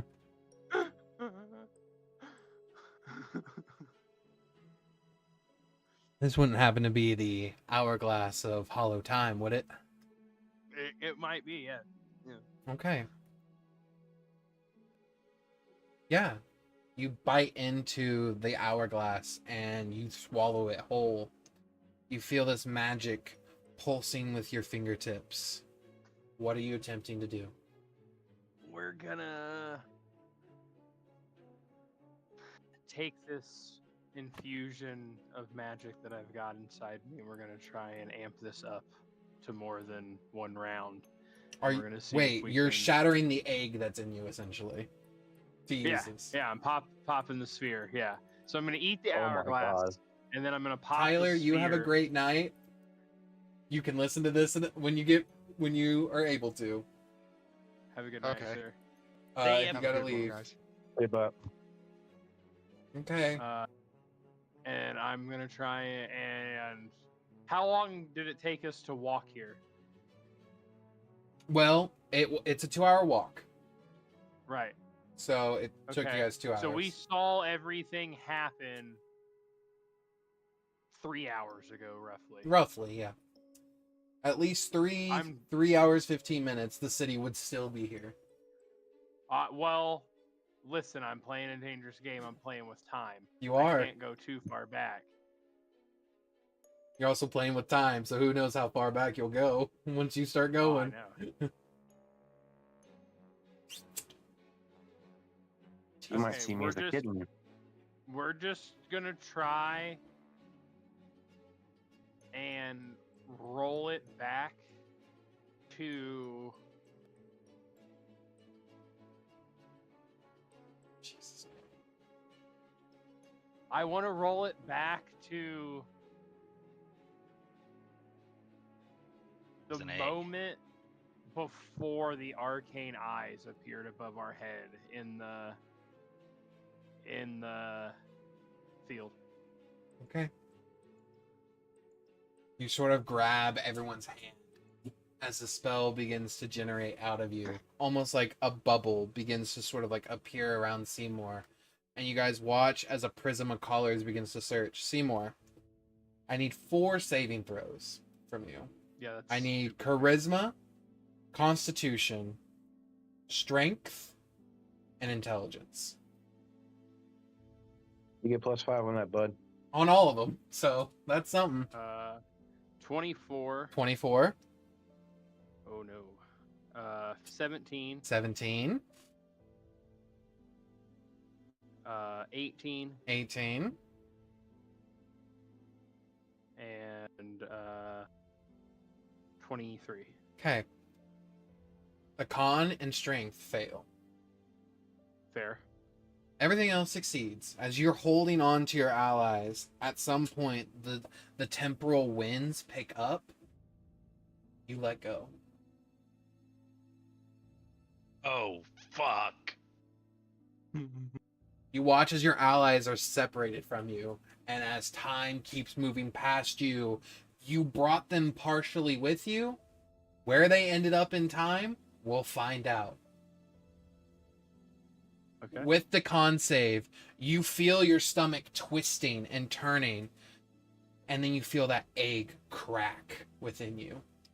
Power begins to float within you, and a knowledge is gifted to you. What this item was that you were using. The egg or the hourglass? The opal. Yeah, the egg. Okay. This egg is called the Null Seed of Aetherius. The Null Seed is a proto-arcana core. You're watching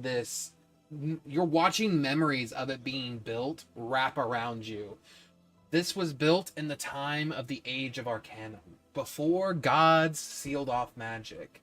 This egg is a fragment of pure magic that was never rebound into the weave. Holy shit. When properly awakened, this can rewrite a spell into a new spell. This can break a level cap on spells.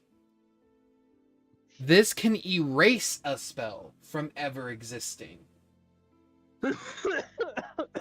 This can mimic divine miracles. This has the potentiality to bring back or just create a new school of magic. Holy fuck. This has the ability to collapse magically enhanced structures and eviscerating them from existence. Boys, I might have wasted a valuable resource here, along with losing your time. This has the ability to threw us to the Stone Ages. This has the ability to overload divine and archaic artifacts. This has the ability to rewrite matter by concept, not by formula. And lastly, this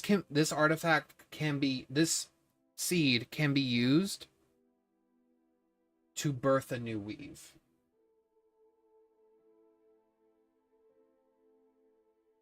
And the last thing you were given There was 3 of them. That's a little better. Maybe You I have could one. Find another one. Yeah. You had one. Or is it still there? You had one because it's currently being Okay. used into this time spell that Yeah. you're essentially making your own time spell right now with this. And we're going to call it Simour's Zippy Zop Time Bubble. Or whatever the fuck you want to call it. I'll think of a name. That's fine. This is a 9th level spell that takes you and up to 6 creatures to a time destination of your thoughts. The issue being, if at any point the creatures you are with release from you, they are lost through time. And you would have to go find them again in order to bring them back. You were going back 3 hours before the explosion. Simour. As the time bubble pops and you end up at the location that you designated, you look and you see Rook, Gideon, Bjorn are missing. But you are back in the city, moments before the explosion, and by yourself.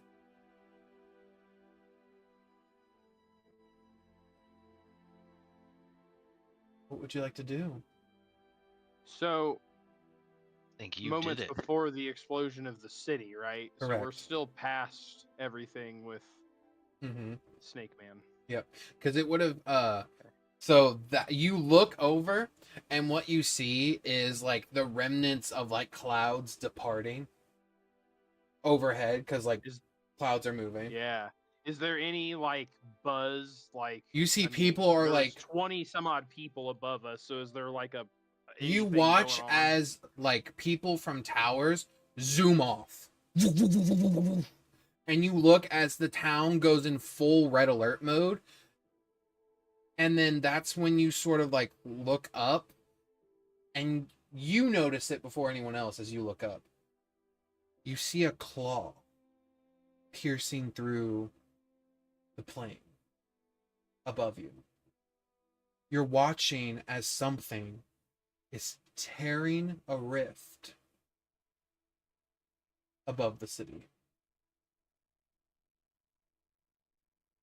Does this feel like a spell? Is somebody making this happen, or is something doing this? I guess is my. You can either give me an Arcana or Perception. Arcana with advantage. Thank God, 23. With an Arcana, you look up, you see magic, but it's not a spell. And it's not that you see magic, but you see strings of weave begin to slowly descend. And you're sort of looking at them, and they're like dark purple, mauve red, sickly yellow, as they slowly begin to just spiral around each other. And then you get this hit in your stomach. You hear, Simour, don't touch that. As it's Mistra, and she is hurt. Okay, I won't. You slowly see okay? you slowly see these strings just barely descend. And as they touch, you begin to see them disintegrate the matter that they touch. And they begin to unfurl, and you hear her say, "Oh my God. Simour, get out of there. It's the anti-weave."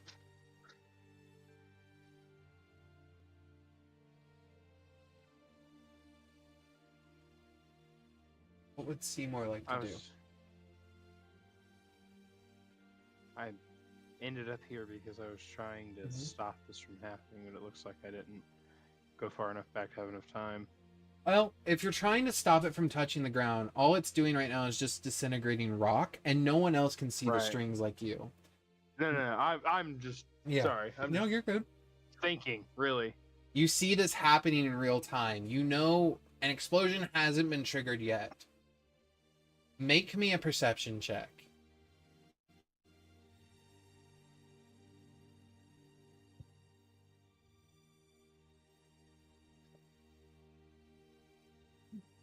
Okay.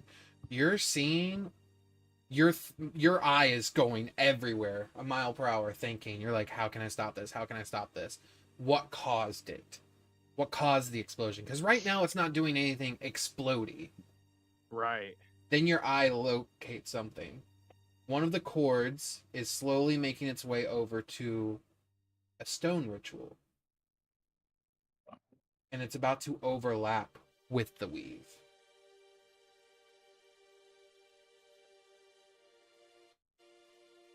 Okay. I will venture towards where I see this happening. You run over there, and as you run over there, it's up to you. Do you want to do the direct path, or do you want to do the safe path?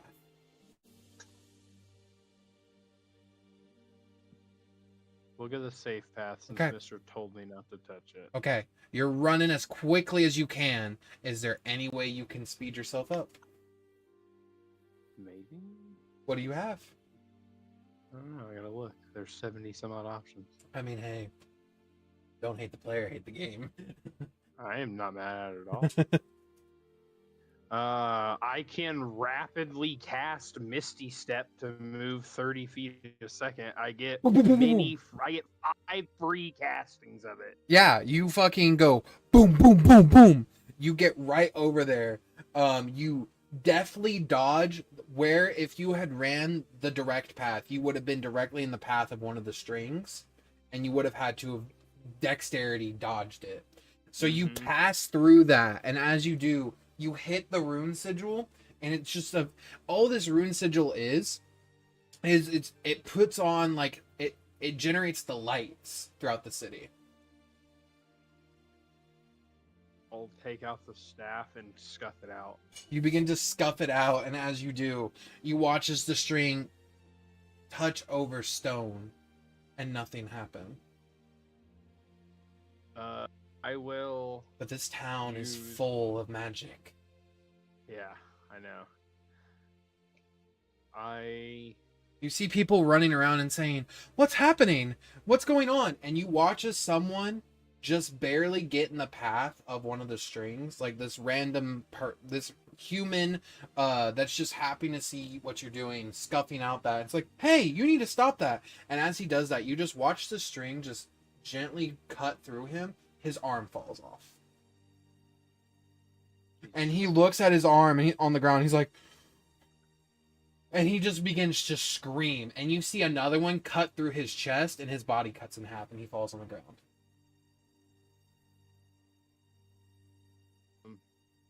And you see blood, and as soon as that happens, you see a woman come out of the store, and she's about to scream. You have like a reaction to do something if you want to do something, because she will probably ensue panic.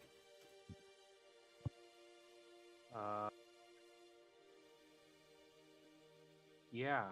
I will use my reaction to tell her to shut the fuck up. Okay. I got it under control. Make me an intimidation or deception roll. Your choice. No deception, it'll have to be intimidation. Okay. You believe wholeheartedly you have it under control. With a 27, you yell at her. This is probably like the first time Simour has actually gotten like, shut the fuck up.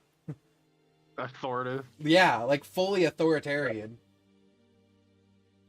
Right. You do that and you tell her to shut the fuck up. And as you do, you watch as you see something from above you, from where that claw ripped. And you see, like, the reason why people don't immediately see it is it's cut at a place in the sky where as clouds roll over it, it's hidden from as the clouds roll through it.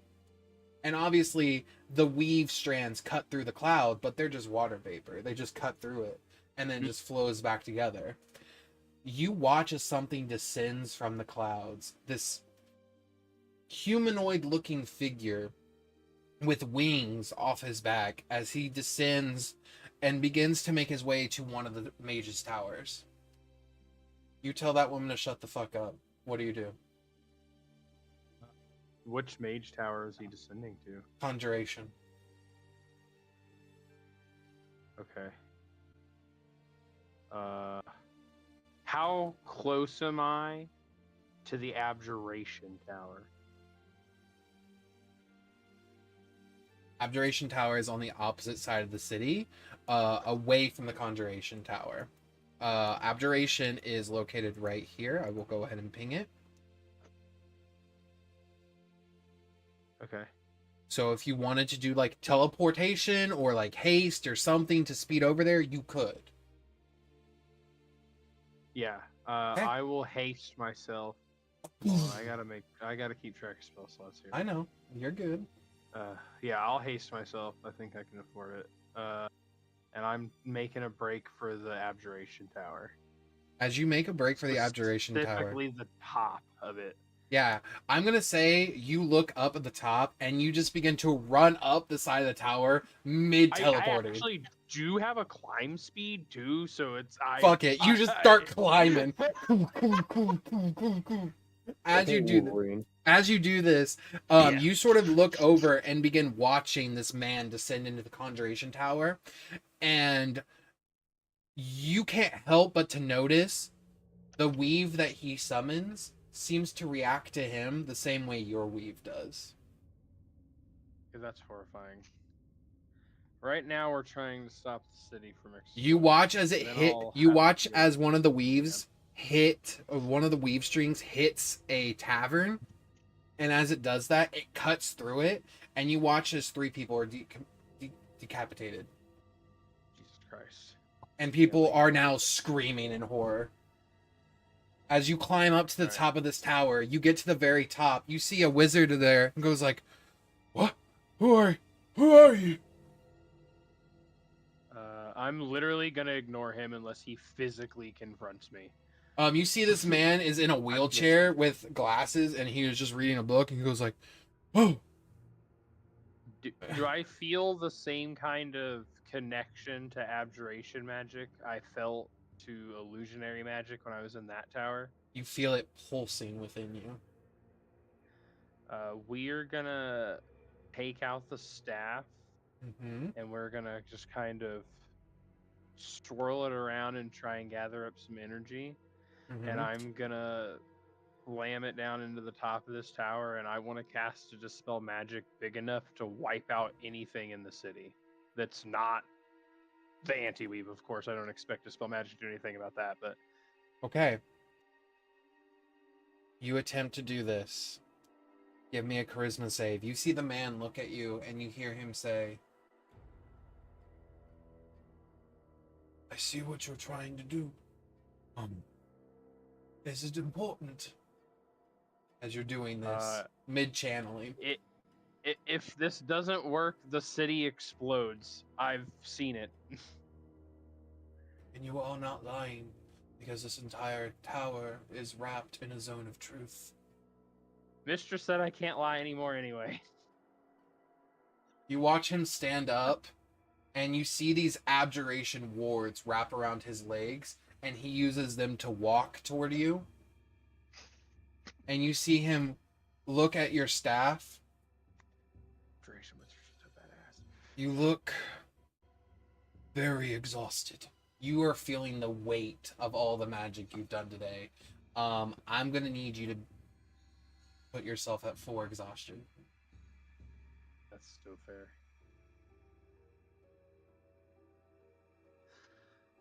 I'm there. You are wavering. With each use of your magic, it feels excruciating. He looks at you, and he says, "You need to rest. Let me." What do you do? Is he trying to grab the staff, or is he just starting to cast a spell? You watch as he sort of holds his hands out, and you see these abjuration wards appear out of his hands. And he says to you, "You a trained wizard?" No. I grew up in a wizard's tower, though. Are you a sorcerer? I am. And you may not know all that wizards have to offer. And you see him sort of condense this magic inside of him, and you see his eyes expand like out, and you watch as the entire tower immediately gets wrapped in abjuration wards everywhere. Concern damage. You see the abjuration wards completely cover this room that you guys are in, almost like a constellation of stars. And he says, okay. And you see him pull out this like necklace, and you see this like beautiful, almost like crushed stone that's kept together like with like a metal binding. I haven't used this in a very long time, but now is not the time. And you watch him crush the stone in his hands, and you see his veins go black down his arm. It's not healthy magic, but it's definitely potent. Delirium it is. Oh shit. And you watch his eyes roll back. Purple veins begin to appear all around his eyes. And he says, I'm assuming you were attempting to dispel magic? Yes, sir. You watch him channel the dispel magic in his hand. You feel the tower radiating. You see, if you're not the archmages of a tower, it doesn't fully work for you. Any magic that's of the same school is enhanced, but you watch him step into the center of the room, and you watch as you actively see, almost as if like the tower is an oil rig pulling magic up, funneling it into him.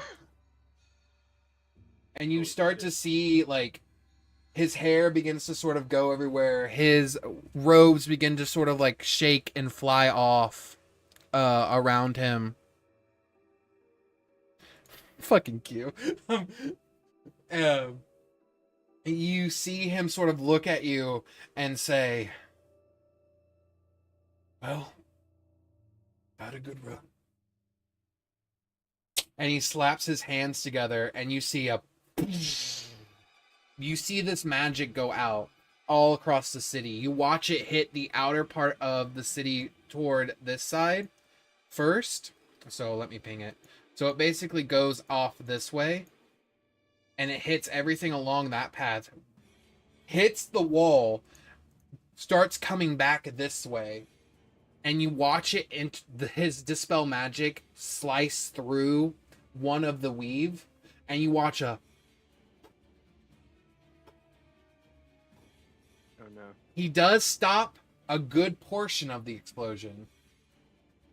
But sadly, because dispel magic is an AoE, it's still going to cut through part of the weave. Yeah, for sure. You watch as it goes, and he turns and says, I must protect the people. And you see his body begin to waver as you see him pull from his pocket another delirium shard, and he says, no, he literally says, this is my last one. And he just fully crushes it in his hand and absorbs it, and you see his other arm begins to get that same black veins, and you watch his eyes roll back as he says, a dispel magic isn't enough to save everyone. As you watch explosions happening, he holds his hands out, slams them together, and says, and he looks at you, don't die, as he casts banishment on the entire city. Because that's an abjuration spell too. It is. Holy shit. Holy shit. You watch as he banishes each and every civilian mage that he can find with his magic as quickly as he can. You watch them get like yanked into portals. You watch this man just casually running from this explosion behind him, and just a fucking chain grab his chest and pull him into the ground, banishing him.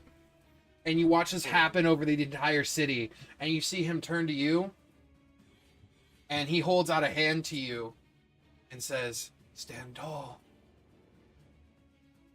You're the savior of this city.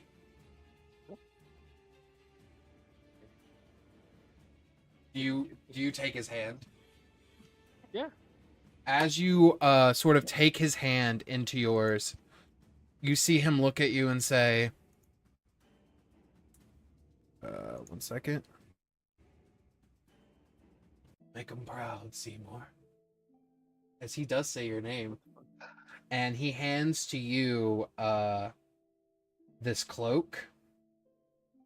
And you watch him fade into literal dust in your hands. Holy shit.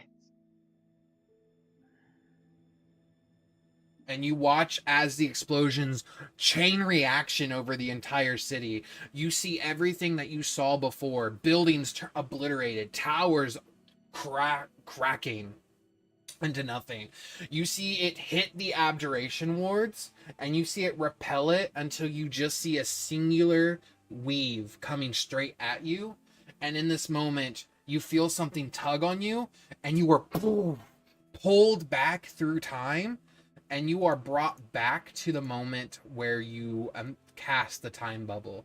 The city itself is still decimated, but as you begin to look around, you begin to see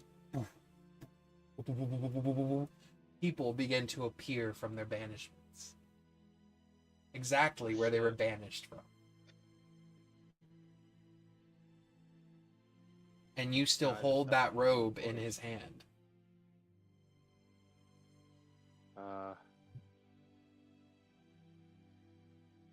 I guess I will.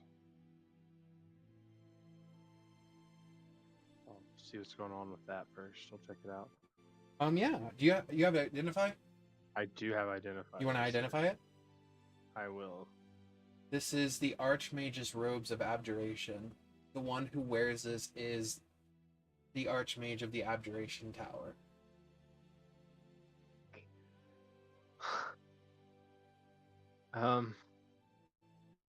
Abjuration mages are cool. I feel like if there's any specific class of mage that doesn't seek power or isn't like, normal wizard bullshit, it's abjuration mages.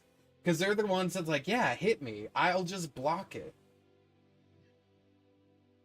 I feel like in the long term, this is most suited for Gideon. Possibly. I'll put it on for now.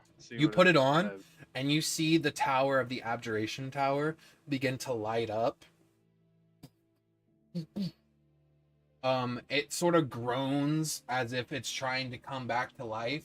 And you see the power pulsing within it. It knows its Archmage is nearby.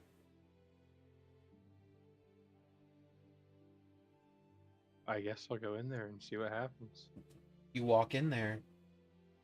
And I think that's where we're going to stop for tonight. And next time we're going to jump in to see where Bjorn, Rook, and fucking Gideon are ended up with. I do want to do something, actually. That's where we're going to stop with the future. We're going to roll it back a little bit. And Rook is going to have his... Rook is going to have his time in the city when he was, stealthing around and stealing shit. Oh, okay. So, Rook... We're starting with that? That's what we're doing. Time? No, that's what we're doing now. We're getting that done out of the way. So, Rook, after everyone escapes from the basement of the Conjuration Tower, essentially. Or, sorry, the Illusion Tower. Sorry. You are sort of left up. Everyone is deciding what to do, and that's when you start overhearing them say, what if we ascend the demon? And at that point, that's when Rook goes like, well, I'm going to go check out the city since I can't ascend a demon.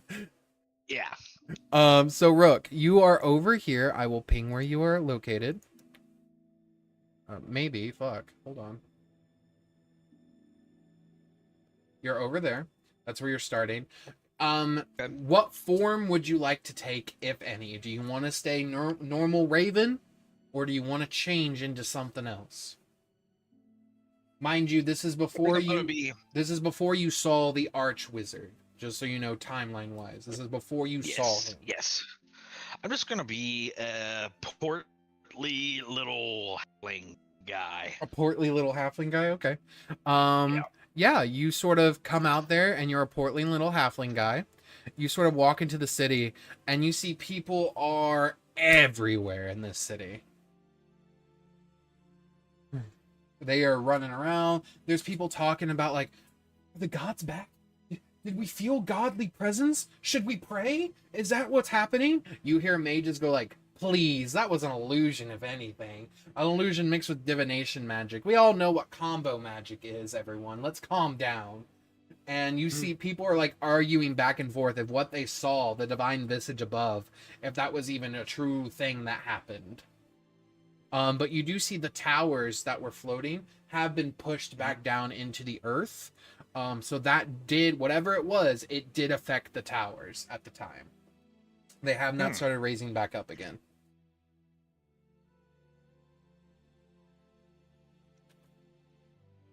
Okay. Are there very many animal folk here, or is it kind of like every other town we've been to? No, there's quite a few. There's actually a couple outlands here. More prevalent outlands and tabaxis are here than anything. Okay. Even then, like humans and I would. Everything I'm else? gonna be honest. I'm gonna say, like, obviously this is a major elf city, so there's more elves than anything. okay. This is Silvery Moon is an elvish. The elf Yeah, capital. it's the elf capital. So there's more elves here than there are anything else, but there are more Owlins and Tabaxi than you would think would be in a city like this. Okay. Then as I'm walking, I'm gonna sneak down an alley and turn into an elvish. Okay, yeah, you Man. become an elvish man. What type of elf would you like to be? High elf, wood elf, sea elf, astro elf, drow? I think I'm just going to go with a wood elf.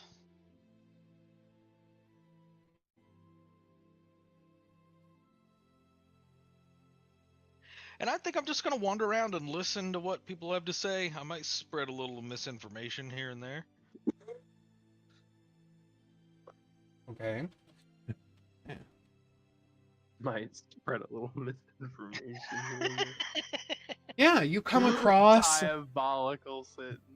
Yeah, you walk up to one person and they're like, "Yeah, can you believe it? Here, there was like a visage here, and then over in fucking Neverwinter, I heard there was an explosion." And then you hear Rook say, "I heard there were two." No, I'm gonna like walk up to somebody who's really like questioning their whole life and be like, I see gods all the time, and I'm gonna, if it's within my powers to do so, Okay. make my face melt a little bit. Jesus Christ. Brother. Yeah, you sort of The walk. gods are back. You sort of walk over to like this high noble elf, this high elf, talking to like another group of high elves, this mage, and he's like, "I'm a divination wizard, and I would have known if there was any sort of god around here. Do not worry. If the gods are here to talk to anyone, they definitely would talk to the divinations first. We all know that we're more devout than the rest of the wizards." Not The devout gods as I are am. back. What? He turns to you and he sees your like partially melting face and he says, "Oh my God, what are you?" Then I'll fix it really quick before I turn to everyone else. Everyone just The gods are back. everyone just kind of sees you and they're like, "Yeah? How do you know?" You see the man that saw that, what you did, just kind of looks at you and says under his breath, "What are you?"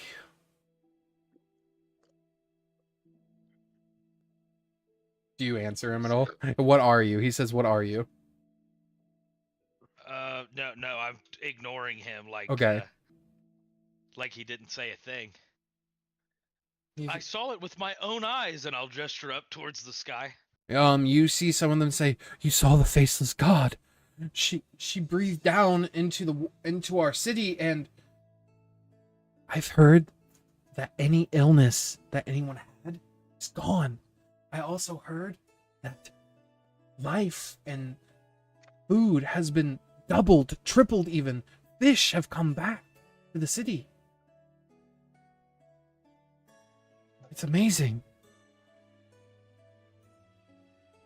It is amazing. And I'll turn back to that guy really quick. You see him still Not say just, anything he's like necessary. still struggling, and he kind of like just kind of moves quickly away from you and just like sort of run down the alley away from you. You see the rest of them begin to talk and say, but what does this mean for magic? Will this affect what the Archmagus has in order for all of us?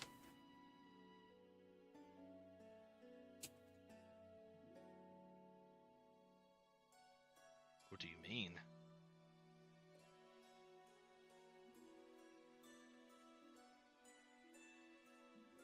Second. There we go. They kind of turn to you and say, how do you not know? What tower do you belong with?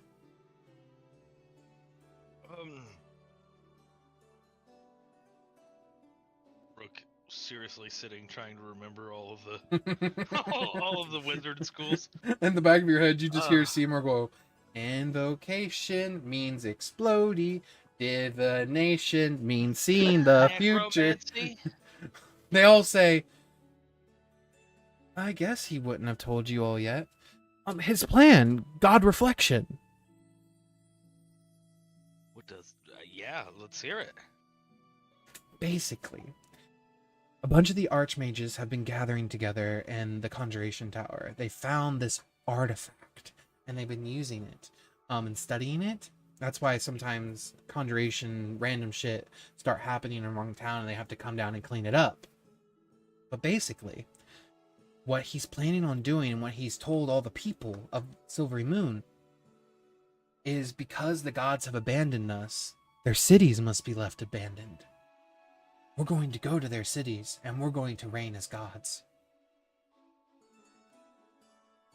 They have an artifact that will take you to where the gods dwell? I mean, back like 100 years ago, it wasn't unheard of for a cleric or for a druid or for a wizard of high potency to be able to open a gate to an upper plane beyond the divine gates.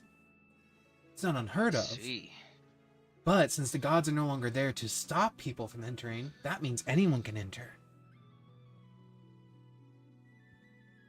So everyone's gonna be a god? That doesn't sound like it's gonna work out. Better us than the people on the other side of the world. I guess, but even all of us trying to rule as gods against each other, I mean, that kind of sounds messy. Why would we be against each other? I think things like that always end up being... Well, no. The archmages of each tower would become a god. We would be able to live in their city and be perfectly fine forever. We would be protected from all things. Infestations, plagues, diseases. Never worry about food, water, drink. Have all the best materials. Lavish lifestyles. Magic for all to see. We would also never die. That sounds like a good life for all of you. I mean, does it not for you? Most people don't want to die of old age, and also, like, having to worry about food in a time when plagues are as common as a common cold, or famine. Yes, it does interest us a lot. The fish here we were starving. We don't have a way to create food. We don't have druids up here. There are luckily some cities among the world that have druids that can garnish them food. Silvery Moon, we have been without food for a long time. We've hunted our forests to near extinction, and the fish are not returning to us. When that goddess's hair hit the water, you saw it. Fish sprouting, crops growing. We have food now for the winter. Boys, I gotta go to sleep. I'll talk to y'all later. You're good. Okay, see ya. Have a good night. Yes, I mean, I guess I understand that, but the whole point of living is that there's an end. Isn't that the whole? But why reason? does there have to be an end to living? So that there's a period at the end of the sentence, so that everything It Are you makes sure you're from the your life necromancy worth- school? I mean, that doesn't sound very necromantic of you. Like, yes, you raise the dead, but don't most necromancers want to find a way to extend their life through necromancy? Sure, but if things don't die, then how am I supposed to bring them back? You would learn a different school. Necromancy is only as good as there is death. I mean, you are correct. Your school may become obsolete, but is that But such a then what bad thing? happens? Is there another school that would replace my school, or? I mean, I'm sure you could find one with one of the headmasters of your tower. I'm sure he's talked about this before. I mean, have you not reached out to your headmaster about these concerns? I mean, I didn't even know about this plan until you just told me. And that's another thing. I don't see how you wouldn't know. We've been told this every month, once a month. I don't know. You must have been really studying hard. Have you passed your wizard exams?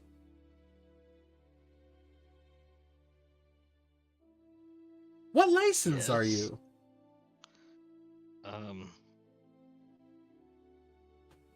Are there any carts or anything going by? You sort of like see like extra, got some swordfish here, and you just see like a swordfish cart going by. Okay. I'm going to shadow step into the carts under the cart's shadow and hang on to the bottom of the You cart. do that, and he's like, "Oh, he must have used some weird necromancy spell."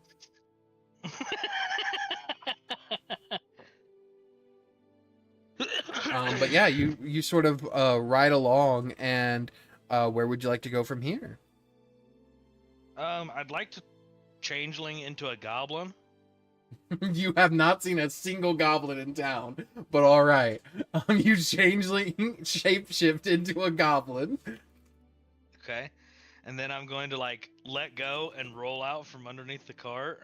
Roll out from underneath the cart. No one immediately notices you, and then you have this kid licking ice cream just look straight at you. I'm gonna give him the shush. You finger see him before he point does at anything. you, and you hear him breathe in air and go. He's about to scream something. And then I will, right in front of his eyes, shapeshift into a halfling that has similar features to the goblin that I just was. You see him scream, "Witch!" He screams what? A witch.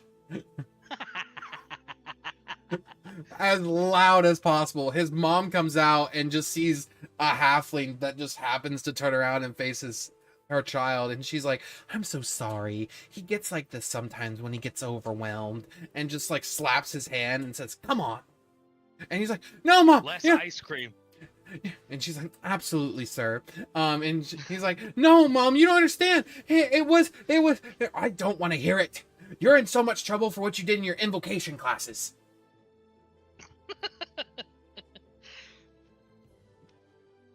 What would you like to do? Dip down an alley and turn into the little kid that was eating the ice cream.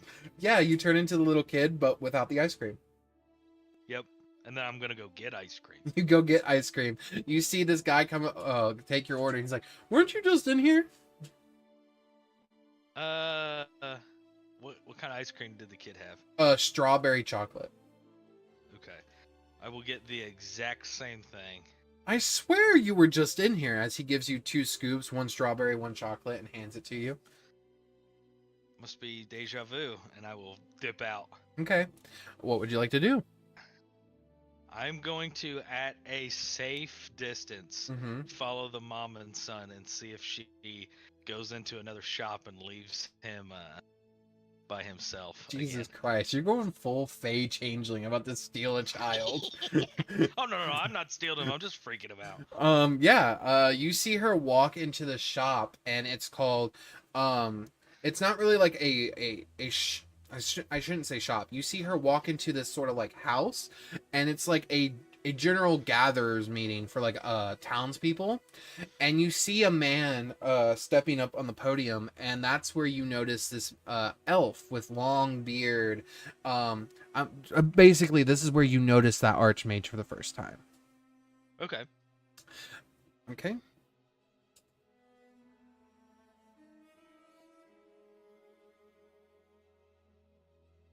So that kid's outside. Yes.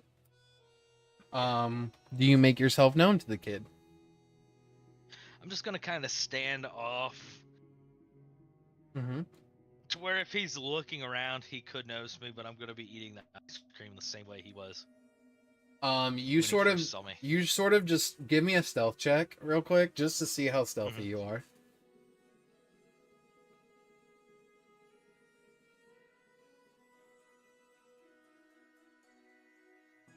Yeah. 26. Well, +1 because it automatically becomes a 10, so 27. Okay.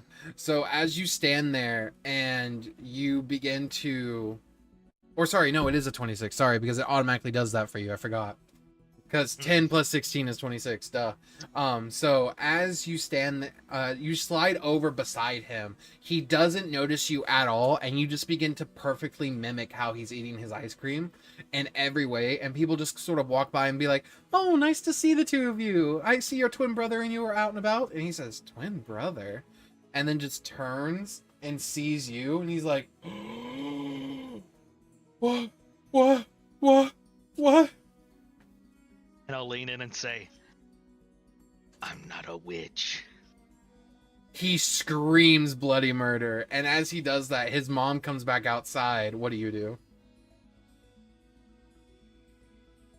This creep is impersonating me! You see her get over there and look at between the two of you, and you hear him go like, "No, Mom, it's me! He's impersonating me! It's me!" Roll me a deception check, and we'll see if she believes you more than him. Jesus fucking Christ. You see this kid turn, tears streaming down his face, as his mom picks you up and says, "I don't know who you are, but you are not my son," and just slaps him across the face and says, "Get out of here." You see him crying as he takes off, his ice cream thrown to the ground, and he just like... No, as she slaps him in the face before he starts running off, I am then going to Misty Step on top of a building. Okay. Hide. She starts looking around and be like, "Where are you, my boy? Where are you?" She's still not gonna take that kid? No, she fully believes he was the imposter. You roll a 24 on deception. I'm going to... No. Don't be the conscience now. Okay. The cards fall what they fall. You see her sort of running around, and she's like, "Where did he go? Jeremiah!" As she begins to just run around the city looking for her son. That's fine. She can eventually find him, and it'll all just, it'll work itself Yeah, I'm out, sure it'll work. I'm sure. Flashback to the moment the city exploded. It was Jeremiah all along. Jeremiah did this. He came from the fucking future, like Cable, to stop you. He came from the future to stop me. Meets fucking Simour from the future. Learns magic, like super potent magic. Uses that to seek vengeance on you. But anyway, Actually, he's looking for a goblin man. He has no idea who I am. No fucking clue. I will say the door is left slightly open to like the meeting, this like meeting place if you wanted to listen in. Yeah, I'll turn into Her? my portly halfling Okay. self again. You walk in there, and as you do, the door sort of closes behind you, and you see this man standing up on the podium, and you hear him say, let me do this real quick. 1 second.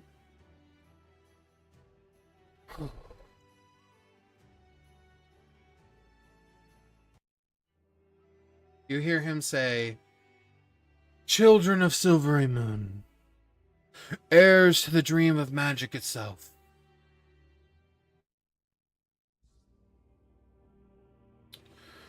Look above you, and you see this building has like a glass dome that looks up to the sky. But you see the glass has also been enchanted, so as you look up, you can see where they have sort of like anchored planes. Not really anchored, but they have them sort of like constellations and planets. You're essentially looking as planes are moving in like a circular fashion around the material plane. So they kind of know which direction every plane is at any given time. That's crazy. You look up above you. The gods sleep, their thrones empty, their voices silent. For centuries we have bent the knee to them, begged for crumbs of their favor, while our minds built wonders greater than their miracles. We used to own the skies. Our cities hovered. Our powers feared. Tonight, and all the other nights, we are going to attempt God reflection again. Tonight, Silvery Moon shall no longer crawl beneath the grays. We will ascend, not as servants, not as worshippers, but as equals. Architects of our own eternity. The divine are not eternal. We all know this to be true, as they have all died. Ever since the prophet came to our city, he has not spoken one lie. They are echoes of belief, but we are the ones who taught the world to dream with eyes open. We don't sleep. The world is ours for the taking. Not just the world, their cities, their massive amounts of magic, locked behind a gate that they made to keep us restrained. The city is not stone and snow. It is the crystallized will of every spell ever cast, every risk taken, every life devoted to understanding the impossible. It is the weave given purpose. Now, there are some of us that saw something last night that needs to be discussed. A face in the sky. Divine markings across the city. We all feared this would happen. A divine visage, trying to ward us off of our goal. But it was no more than an angel or a planet, trying to act like a god.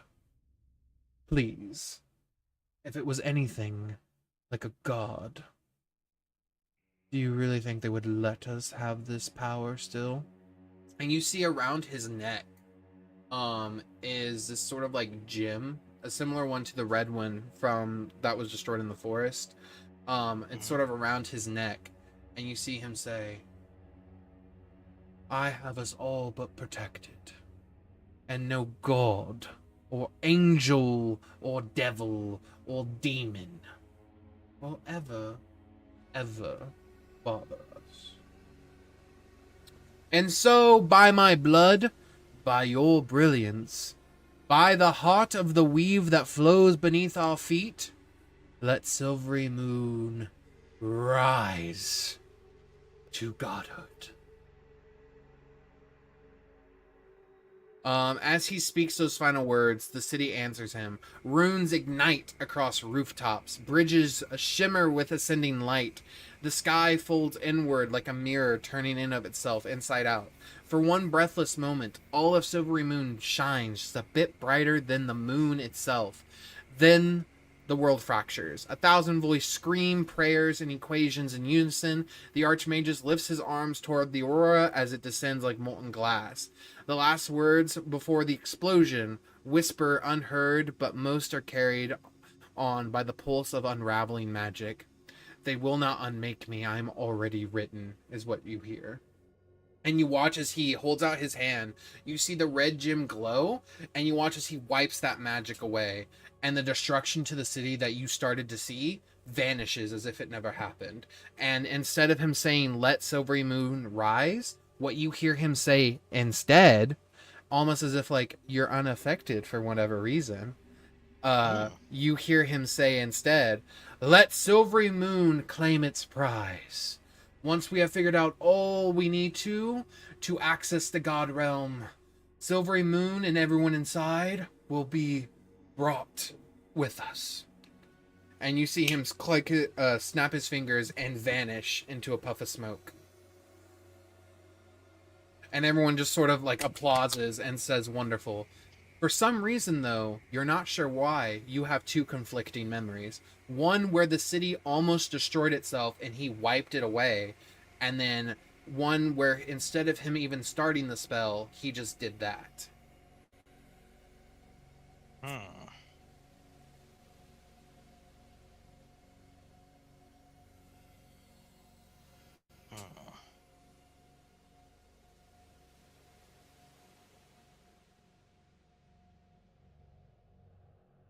You see, all of a sudden, Seymour, you see something thrown at the glass and something is shattered into that room. And everyone freaks out for a second. And make me a perception check.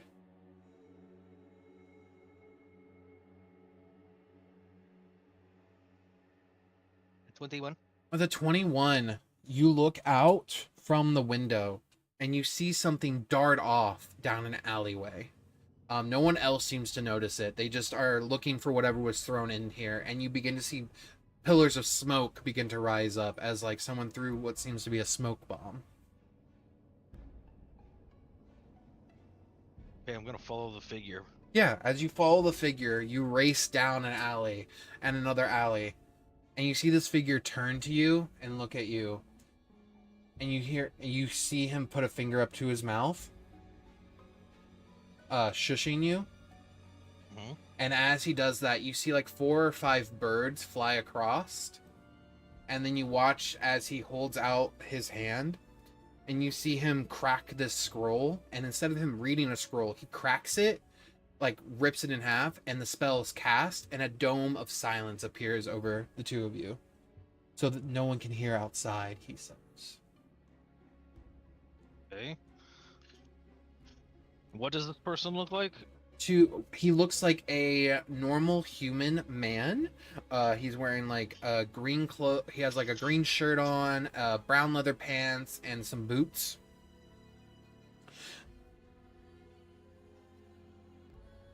Okay.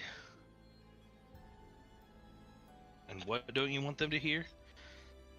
I'm sure you have questions, so I didn't want them to hear you asking the questions that I know you're about to ask. How do you know I'm about to ask you questions? Okay, we can't keep going in this circle. And I'm going to let you in on something, and you cannot say it to anyone. Okay. Promise me, Rook.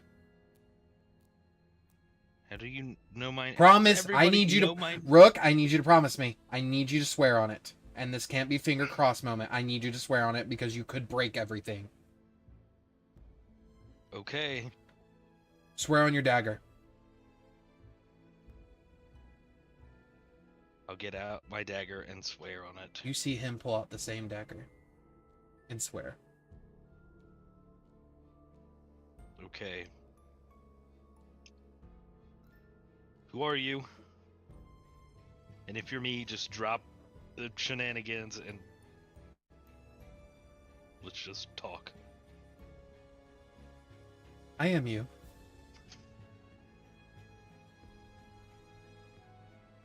And So we know. I'm from the future. Kind of distorted how I got here. Time travel hurts, okay? You cannot let anyone know that you met a future version of yourself, no matter what. You can't let them know that time travel or time magic is a possibility. They have to figure it out for themselves. You have to let it happen. I am from where you are right now. I am 15 years from your future. I mean, I guess that's good at least. We live for 15 more years. You see him sort of remove a glove, and you see his hand is scarred by magic. It pulses and glows, and it no longer has the ability to shape change. And he puts the glove back on and says, kind of. I can't tell you too many details because I don't want to change the future too heavily, but I needed to warn you.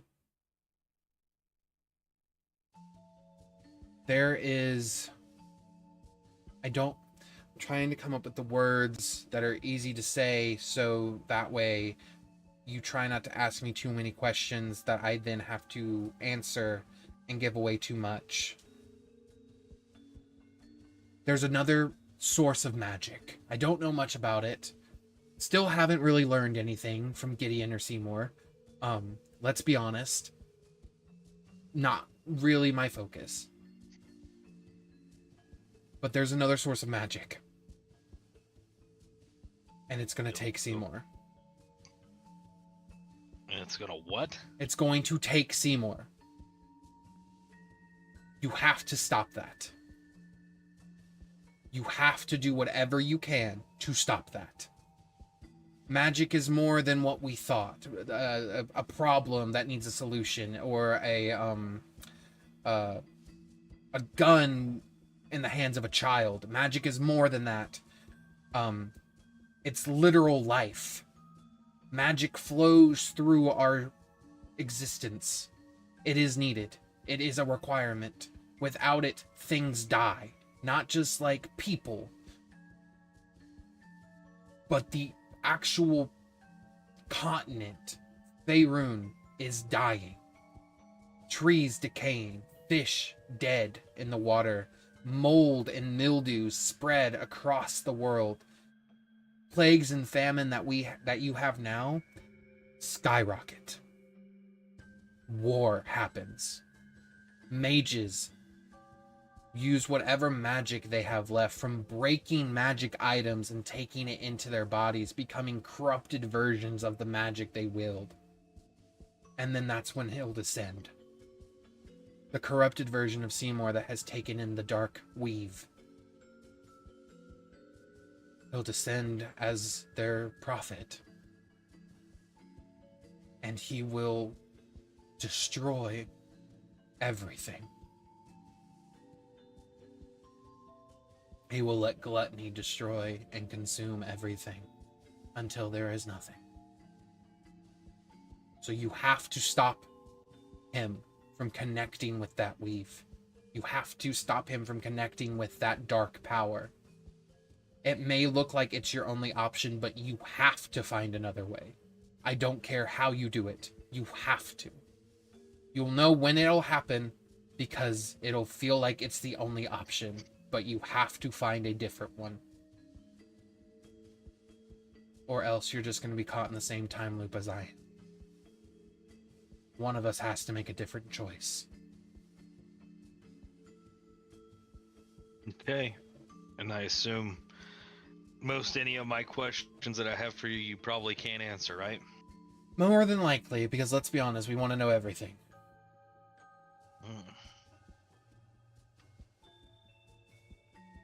Can I have your dagger? No. Whew, fair enough. Okay, so just stop Simour from going rogue. Yes, essentially. I would honestly say he doesn't go rogue. He feels like it's the only option, but you understand. We can't have him do that. We have to find something. You see him pull out like something from his neck. It's like an amulet, and he holds it to you and he hands it to you. This. You keep this hidden. You put it somewhere it can't be detected. Some bag of holding, some alternate dimension, somewhere it cannot be found. And this is your plan B. You do not let anyone know you have this. You do not pull this out until the moment you feel that this is the moment where Simour is going to connect with that magic. This is the moment where everything ends. What does it do? You know, if I tell you, you'll have the knowledge, and we're dealing with mages.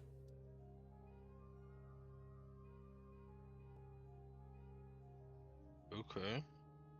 If I tell you, and they read your mind, you'll know. And they'll know. So just trust it. That's all I can tell you, Rook. If you don't trust that this is the option B, then you need to find one yourself. That's all I can tell you. Okay. Hide it before you leave the silence circle. I'll put it in my mask pocket. Skunk. You notice something about this Rook. His mask is shattered when he reveals his face. What happened to your mask? Simour. Or our mask, I guess. Simour broke it? Simour destroyed divine artifacts across the world. Guess it's not just Simour. It was also the entity behind what's controlling Simour.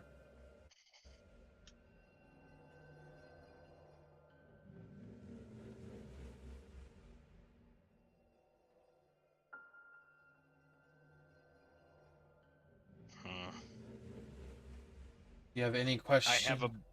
You have any question I can try to answer? I can't promise I can, because I know you have 1,000. I do, and because of that, I think if we're playing this game of just having to trust it and feel it out, I might as well just trust it and feel it out. Okay.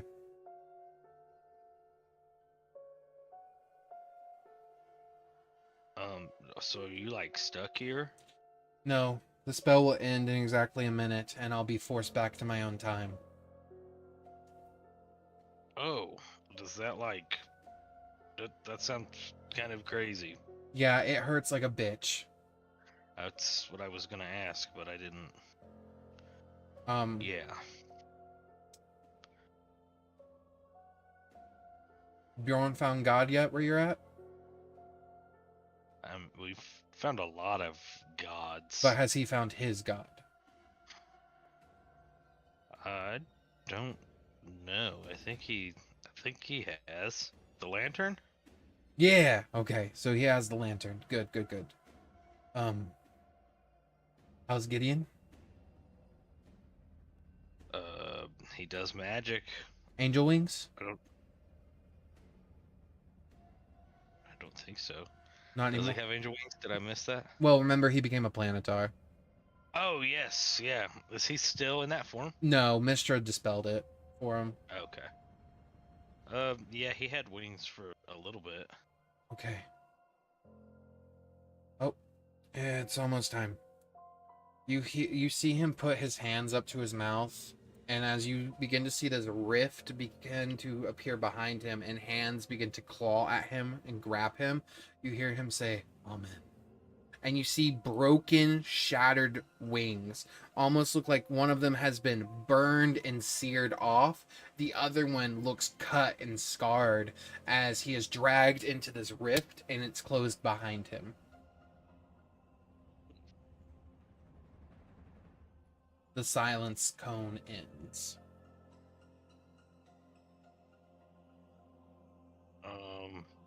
Was there anybody like looking around now? No, you guys were in a back alley. There was no one back there. Okay.